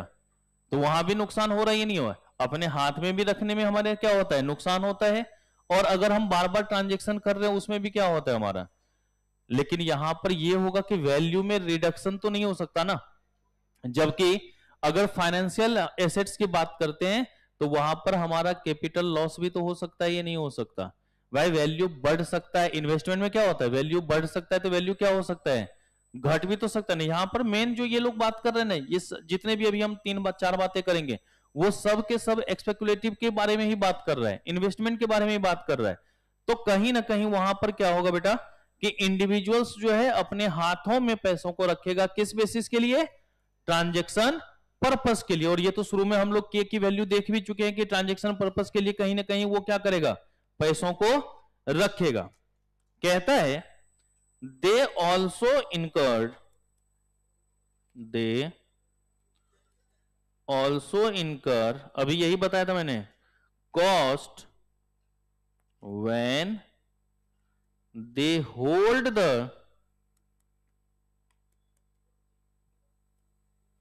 Inventories of money. भाई अगर आप अपने पास रखेंगे तब भी आपको क्या होगा, कुछ ना कुछ हमारा कॉस्ट होगा। कौन सा, अपॉर्चुनिटी कॉस्ट। ठीक है कि भाई वहां उतना हमारा इंटरेस्ट का क्या है, नुकसान है या नहीं है, उतनी तो हमारी इंटरेस्ट कम हुई ना भाई। अगर हमने अपने पास पैसा रखा है तो पैसा रखा है तो इंटरेस्ट तो हमें नहीं मिलेगा ना, अपने पास रखा हुआ है। अगर वही हमने कहीं इन्वेस्ट कर रहा होता या हमने स्टोर ऑफ वैल्यू कर रखा होता तो कुछ ना कुछ हमें रिटर्न मिलता या नहीं मिलता। यहां पर हमें वो नहीं मिल रहा है तो वो भी एक तरीके का क्या है हमारा नुकसान। भाई आप अपने अगर गोदरेज में बंद करके रख दो, अलमीरा में बंद कर रख दो, या अपने पर्स में रख के रहो, तो क्या वो पैसा कभी बढ़ जाएगा? याद करो प्रोडक्शन में इसी के लिए एक कंसेप्ट हमने पढ़ाया था, मोबिलाइजेशन ऑफ सेविंग, याद है? कैपिटल फॉर्मेशन कितने तरीके का, कितने, कौन कौन बोल रहा है 3 तरीके का? ले, अभी आवाज आ रही थी, मैंने पूछा 1 और 2 5 7 8 9 10, बाकियों के अनुसार कितने तरीके का बोलो? अरे बुर्बक 3 ही तो बताया था, सेविंग, मोबिलाइजेशन ऑफ सेविंग और इन्वेस्टमेंट। रे दादा, बहुत स्थिति गड़बड़ है। 3 ही ना बताया था, सेविंग, मोबिलाइजेशन ऑफ सेविंग और विनियोग, इन्वेस्टमेंट। ठीक है, तो मोबिलाइजेशन ऑफ सेविंग जो हम लोग करते हैं तो वो क्या था, बैंक वगैरह में जमा करना ना। तो हमने वहां पर क्या लिखवाया था कि वहां पर रेट ऑफ रिटर्न कम होता है, रिस्क फ्री भी तो होता है ना। हमें ये तो नहीं डर है ना कि बैंक रातें रात बंद हो जाएगा, लेकिन अगर किसी को उधार दिए हैं तो वो जरूर रातें रात खाली कर सकता है। आजकल एक रील्स आता है ना कि 3 दोस्त जो है बैठ करके घर में खाना खा रहा होता है, तब तक गेट नॉक होता है, गेट खोला तो सामने मकान मालिक बोला, भाई देख तुम लोगों का 3 महीने का किराया हो गया है, कल सुबह मिल जाना चाहिए। रात में आराम से सब सामान लोड किया साइकिल पे और चल दिया, ले ले रेंट, फिर कोई और मिलेगा, 3 महीना वहां रहेंगे, है कि नहीं? तो भाई नुकसान है ना कि रिटर्न ज्यादा की उम्मीद में हमारा कैपिटल लॉस भी हो सकता है या नहीं हो सकता। भाई जो इन्वेस्ट किए हैं वो भी वैल्यू कम हो सकता है ना, वो जो इन्वेस्ट किए हैं वो भी वैल्यू क्या हो सकता है, कम। अब जिन लोगों ने पैसे लगाए होंगे पहले कोरोना के टाइम में, वो देख करके और रोना आता होगा। एक तो कोरोना का इंपैक्ट, दूसरा शेयर मार्केट को देख के इंपैक्ट। जैसे आजकल जो है दिल दहलाने वाली घटनाएं चल रही है शेयर मार्केट में, है कि नहीं? रोज अगर एक बार क्लिक करे कोई भी तो सामने दिखता है ऊपर से नीचे सारा रेड। अच्छा ठीक है, रहने अमाउंट देख के क्या फायदा, रेड दिख गया बस काम खत्म है। उधर देखेंगे और दुख होगा सामने वालों को। तो कैपिटल लॉस भी है या नहीं है बेटा, वैल्यू में रिडक्शन हो सकता है या नहीं हो सकता? चलिए, तो अगर हम अपने पास पैसा रखते हैं तो वहां भी हमारा एक तरीके का नुकसान है, और वो नुकसान किस चीज का है बेटा? अपॉर्चुनिटी कॉस्ट की कुछ ना कुछ वो रिटर्न जो आता वो हमने क्या कर दिया है, सेक्रीफाइस कर दिया। ओके, तो ये ध्यान में रख लोगे। और अपॉर्चुनिटी कॉस्ट क्या होता है ये बताने की तो जरूरत नहीं ना, इससे पहले भी लिखवाया हुआ है, फॉरगॉन कॉस्ट जो हमने त्याग दिया है। ओके, चलिए जी, अब कहता है bonds and shares provide higher returns but are higher risky. है ना बेटा, बॉन्ड और शेयर्स में क्या होगा, रिटर्न तो हमें ज्यादा मिलने का चांस है, तो खतरा भी क्या होगा, ज्यादा से ज्यादा होगा। इन्वेस्टमेंट में तो हम लोग सिंपल से बात यही लिखते हैं कि इंटरेस्ट हमारा ज्यादा होगा तो रिस्क भी क्या होगा, हमारा ज्यादा होगा। फिर कहता है saving deposits are quite safe and risk free but returns are very low। भाई अगर हम लोग ये बैंकों वगैरह में जमा करते हैं तो वहां पर क्या होगा, माइंड तो एक तो रिलैक्स है ना कि पैसा पड़ा हुआ है, सेफ है, लेकिन रिटर्न क्या है बेटा हमारा, कम है या नहीं है। तो पैसा हमारा सेफ है उसके लिए तो टेंशन नहीं है, लेकिन जो बॉन्ड्स वगैरह पे रिटर्न मिलता उतना रिटर्न तो नहीं मिलेगा। बैंक थोड़ी ना बोलेगा ओहो आपने जमा किया चलो हम खुश हैं आपको 20% देंगे, ऐसा थोड़ी ना। वो 6-6.5% वाला ही हो सकता है, बात खत्म, उससे ज्यादा की बात वो करेगा भी नहीं। फिर कहते हैं Baumol and Tobin proclaim that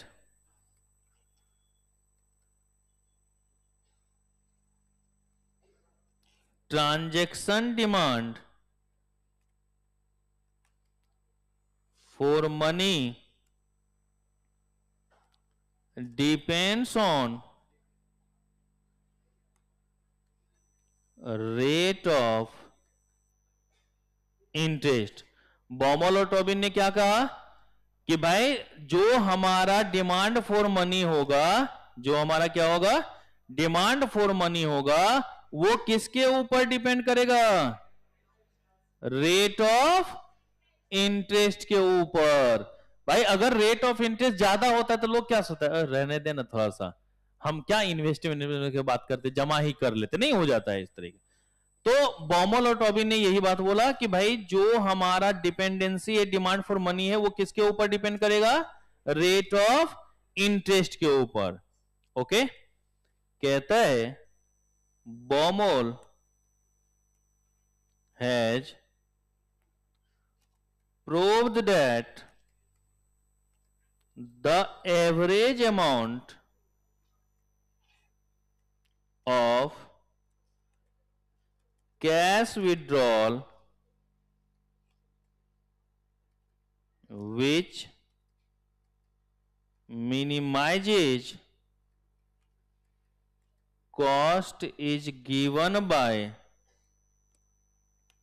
इसके लिए बॉमल ने एक छोटा सा फॉर्मूला दिया था, लिखिएगा बेटा, C is equal to, C का मतलब यहां पर है बेटा कैश विड्रॉल, C का मतलब क्या है यहां पर, कैश विड्रॉल, 2BY डिवाइड में R।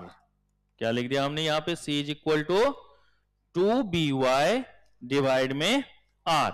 तो C को हमने लिख दिया यहां पर कैश विड्रॉल। दो तो आप लोग समझते हैं ना बेटा, 2 तो नंबर ही है। B हमारा क्या होगा बताइए, ब्रोकर्स फी। भाई कुछ ना कुछ वो अपना कमीशन चार्ज करेगा ही नहीं। Y हमारा क्या होगा बेटा, इंडिविजुअल्स इनकम, और R क्या होगा बेटा हमारा, रेट ऑफ इंटरेस्ट। तो इस फॉर्मूला को बस याद रखना। बाय चांस अगर पूछ दे कि बताओ बॉमल के द्वारा दिया गया जो है कौन सा इक्वेशन था, तो कैश विड्रॉल के लिए दिया था कौन सा, C is equal to √2BY divide में R। B हमारा हो गया ब्रोकर्स फी, R हमारा हो गया रेट ऑफ इंटरेस्ट, और Y हमारा हो गया इनकम ऑफ कंज्यूमर या इंडिविजुअल्स का जो भी हमारे पास इनकम होगा। ओके, लिख लिया सबने, फिर लिखिएगा पैराग्राफ चेंज करके, this approach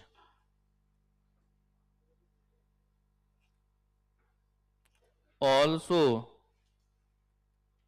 suggested that the demand for money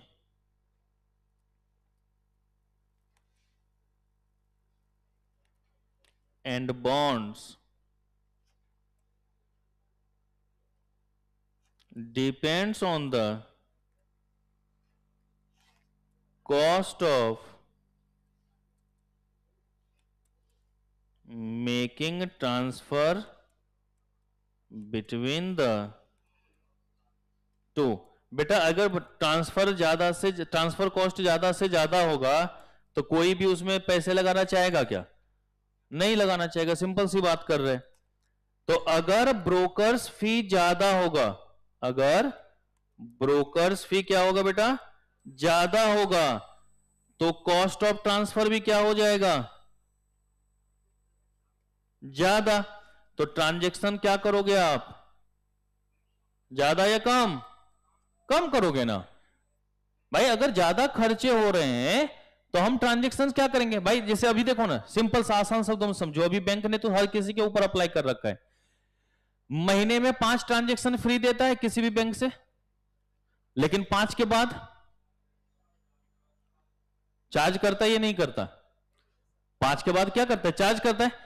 तो आप लोग हमेशा कोशिश क्या करते हो कि भाई 5 बार तक में ही काम निपट जाए, नहीं तो फिर देखते हो जिस बैंक का एटीएम है उस एटीएम को ढूंढो कहां पे मिलेगा, अदर बैंक से विड्रॉल करते हो क्या, नहीं, क्योंकि क्या लग जाएगा हमारा, ट्रांजैक्शन चार्जेस। तो ट्रांजैक्शन चार्जेस जितना ज्यादा होगा तुम उतने ही कम ट्रांजैक्शन करोगे नहीं, लेकिन यही फ्री रहता था तो 500 की जरूरत है, चलो ना एटीएम से 500 निकाल लेते हैं। नहीं होता था, पहले लोग ऐसे ही करते थे, कभी 500 निकाला कभी 1000। अब क्या बोलता है ना, एक ही बार 5000 निकाल लो ताकि काम चलता रहे, दोबारा जाने की जरूरत ना पड़े। तो ब्रोकर्स फी बढ़ेगा तो ऑटोमेटिक कॉस्ट ऑफ क्या होगा, ट्रांसफर भी बढ़ेगा, और जितना ज्यादा कॉस्ट ऑफ ट्रांसफर बढ़ेगा ट्रांजैक्शन हमारा उतना ही कम होगा। तो कौन सा रिलेशन बेटा यहां पर, कौन सा relation, inverse relation, negative relation? जी सर, लिखो ना सर।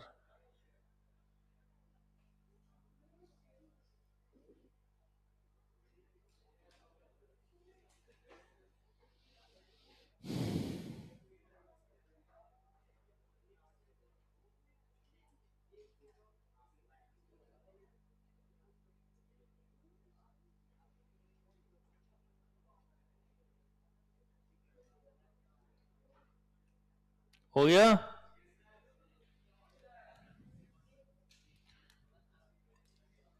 जल्दी करो बेटा। और फ्राइडमैन की भी बात कर लें, टोबिन की भी फिर से बात करें।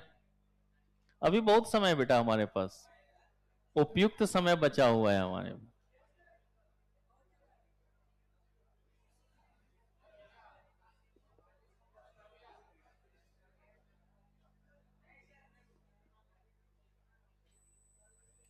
हो गया? बोलो बोलो।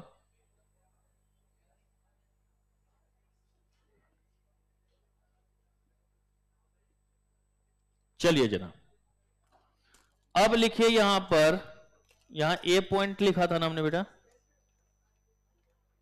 कि ए से लिखा था ना वहां पर, तो बी पॉइंट लिखो अब।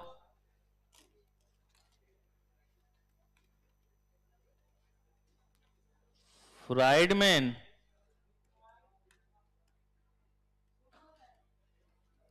Restatement of the quantity theory, Friedman restatement of quantity. ऐसा नहीं कि आदमी को फ्राई कर दिया गया था, ठीक है, फ्राइडमैन्स रीस्टेटमेंट ऑफ द। तो ये जो फ्राइडमैन था ना बेटा, इसका पूरा नाम था मिल्टन फ्राइडमैन। बेटा मिल्टन वाली बोतल नहीं, मिल्टन फ्राइडमैन, और इन्होंने ये कंसेप्ट दिया था 1956 में, ठीक है। बॉमल ने कब दिया था, 1952 में। टोबलिन ने कब, 1956। तो इसलिए पहले कंसेप्ट को क्या बोले थे कि 52 से 56 के बीच दिया गया, और दूसरा का कब है बेटा, 1956। तो लिखिएगा Friedman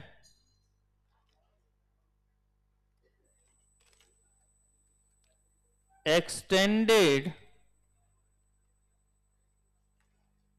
Keynes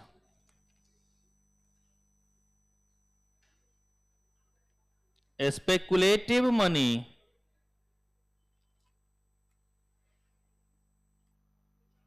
demanded within the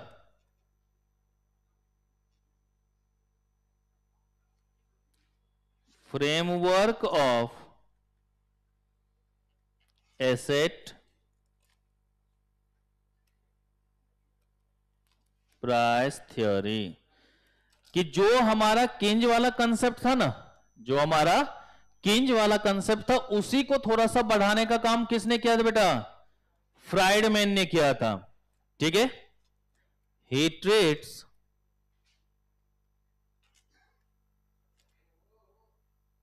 the demand for money as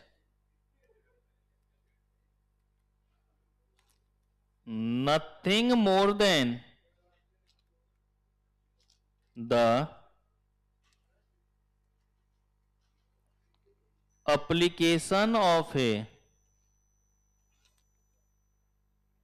more general theory of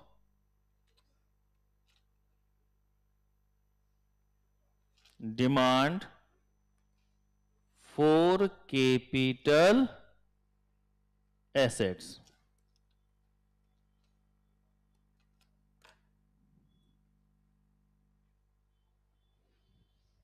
ठीक है, तो ये पूरे स्टेटमेंट का आसान शब्दों में सारांश यही है कि जो किंज ने कहा फ्रेडमैन ने भी एज इट इज वही बातें कही है। तो अब इसमें फिर उतने डिटेल्स में जाने की जरूरत नहीं, क्योंकि किंज को आपने पूरा का पूरा पढ़ लिया हुआ है।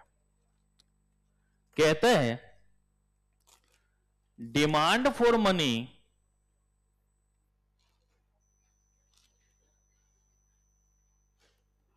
इज अफेक्टेड बाय, ये जो डिमांड फॉर मनी है वो किसके द्वारा प्रभावित होता है? तो सबसे पहला इसमें परमानेंट इनकम और दूसरा है हमारा रिलेटिव रिटर्न्स ऑन एसेट्स। अब ये परमानेंट इनकम का मतलब क्या हो गया, बता सकते हो? परमानेंट इनकम क्या होता है? अरे औकात, धन संपत्ति, वो हमारा क्या है बेटा? परमानेंट इनकम है ना। ये जो हम लोग सैलरी अर्न करते हैं ये हमारा परमानेंट इनकम नहीं होता, ठीक है ना। एक वो बताते हैं, क्योंकि ये हमारा वेरी करता जाएगा, ये चेंज होता जाएगा। अभी आएंगे आप लोग, टाइम वैल्यू ऑफ मनी तो पढ़े हो, फिर भी पूछते हो क्यों है? टाइम वैल्यू ऑफ मनी में फ्यूचर वैल्यू सब नहीं पढ़ा है, प्रेजेंट वैल्यू नहीं पढ़ा है, ठीक है ना। एक पीरियोडिक इनकम के लिए इन्वेस्टमेंट की बात करते ही नहीं करते हैं, है कि नहीं? तो वो डिटेल्स में वहां पर पढ़ना, यहां पर जरूरत है ही नहीं। परमानेंट इनकम का मतलब सीधा लिख लेना, जो भी वेल्थ है आपके पास वो आपकी क्या होती है बेटा? परमानेंट इनकम होती है। वो क्या होता है? परमानेंट इनकम होता है। और रिलेटिव रिटर्न्स ऑन एसेट्स, ये तो सीधा एसेट्स के ऊपर क्या हमें रिटर्न मिल रहा है। तो डिमांड फॉर मनी किसके द्वारा प्रभावित होगा? एक तो परमानेंट इनकम के द्वारा और एक किसके द्वारा बेटा?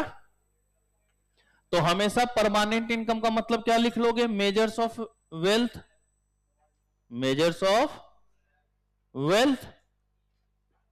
ओके, चलिए। कहता है Friedman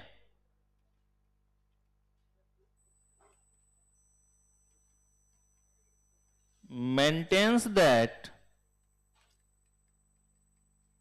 it is the permanent income which affects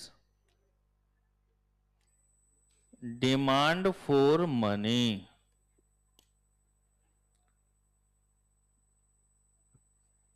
Friedman maintains that it is the permanent income which affects the demand for money. तो ये जो मेजर्स ऑफ वेल्थ है ये हमारा क्या करेगा बेटा? डिमांड ऑफ मनी को प्रभावित करेगा या नहीं करेगा? आपको याद है आपने एक मूवी देखी होगी हेरा फेरी 2। अब देखो उसमें क्या होता है, बिल्डिंग में दिखा करके काम करवा लेता या नहीं करवा लेता? तो डिमांड ऑफ मनी उसी के बेसिस पर इंपैक्ट होगा ना। देखे थे ना, चाय वाले को टिप भी 2000 का नोट दे रहा था, सॉरी 1000 के थे ना, 1000 के पूरे बिछा के एकदम बैठ गया था। हाँ अब सही लग रहा है। तो बेटा वेल्थ के ऊपर भी हम लोग क्या करेंगे बेटा? जो हमारी परमानेंट इनकम है उसके बेसिस पर डिमांड ऑफ मनी को इफेक्ट किया जा सकता है, प्रभावित कर सकते हैं हम लोग। ओके, कहता है Friedman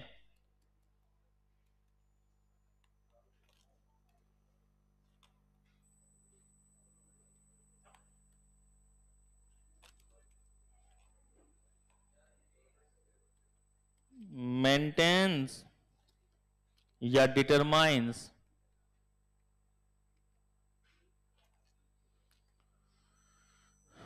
four determinants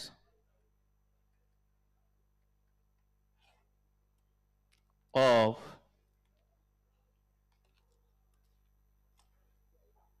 demand for money. Friedman maintains 4 determinants of demand for money. कौन कौन सा? तो पहला टोटल वेल्थ, दूसरा demand for money is directly related to price level. भाई जितना ज्यादा प्राइस लेवल होगा उतना ज्यादा डिमांड होगी या नहीं होगी मनी की बेटा? भाई प्राइस लेवल अगर ज्यादा है तो डिमांड भी क्या होगा मनी का? ज्यादा होगा। Demand for money rises if opportunity cost of money holdings fall। अगर अपॉर्चुनिटी कॉस्ट हमारा गिरेगा तो डिमांड ऑफ मनी क्या होगा बेटा? बताओ, बढ़ेगा। और लास्ट है बेटा demand for money is influenced by inflation. तो कौन कौन सा हो गया बेटा? टोटल वेल्थ के कारण इंपैक्ट, ठीक है, प्राइस लेवल के कारण इंपैक्ट, अपॉर्चुनिटी कॉस्ट के कारण इंपैक्ट और इन्फ्लेशन के कारण इंपैक्ट। ये हो सकता है या नहीं हो सकता? तो ये थी हमारी सेकंड कहानी, ठीक है। तो अब इसमें जो लास्ट हमारा बचा है उसको कल थोड़ा देर 10-15 मिनट में निपटा के फिर हम लोग यूनिट 2 जो, सॉरी कल नहीं परसों मंडे को, ठीक है। कल अगर देख लूंगा मैं मैम वगैरह से बात कर लूंगा कौन कौन सी क्लास है, उस अनुसार जैसे वैसे मान के चलो संडे है ही नहीं, एंजॉय कर दिन है तुम लोगों का, हमारा भी। तो बाकी जो है परसों जो है 10 मिनट का ये टॉपिक है मुश्किल से, उसके बाद हम लोग यूनिट 2 स्टार्ट करके और 50% कोशिश करेंगे खत्म कर लेने का। यूनिट 3 में तो एक ही क्लास लगेगा, उसमें ज्यादा टाइम लगेगा।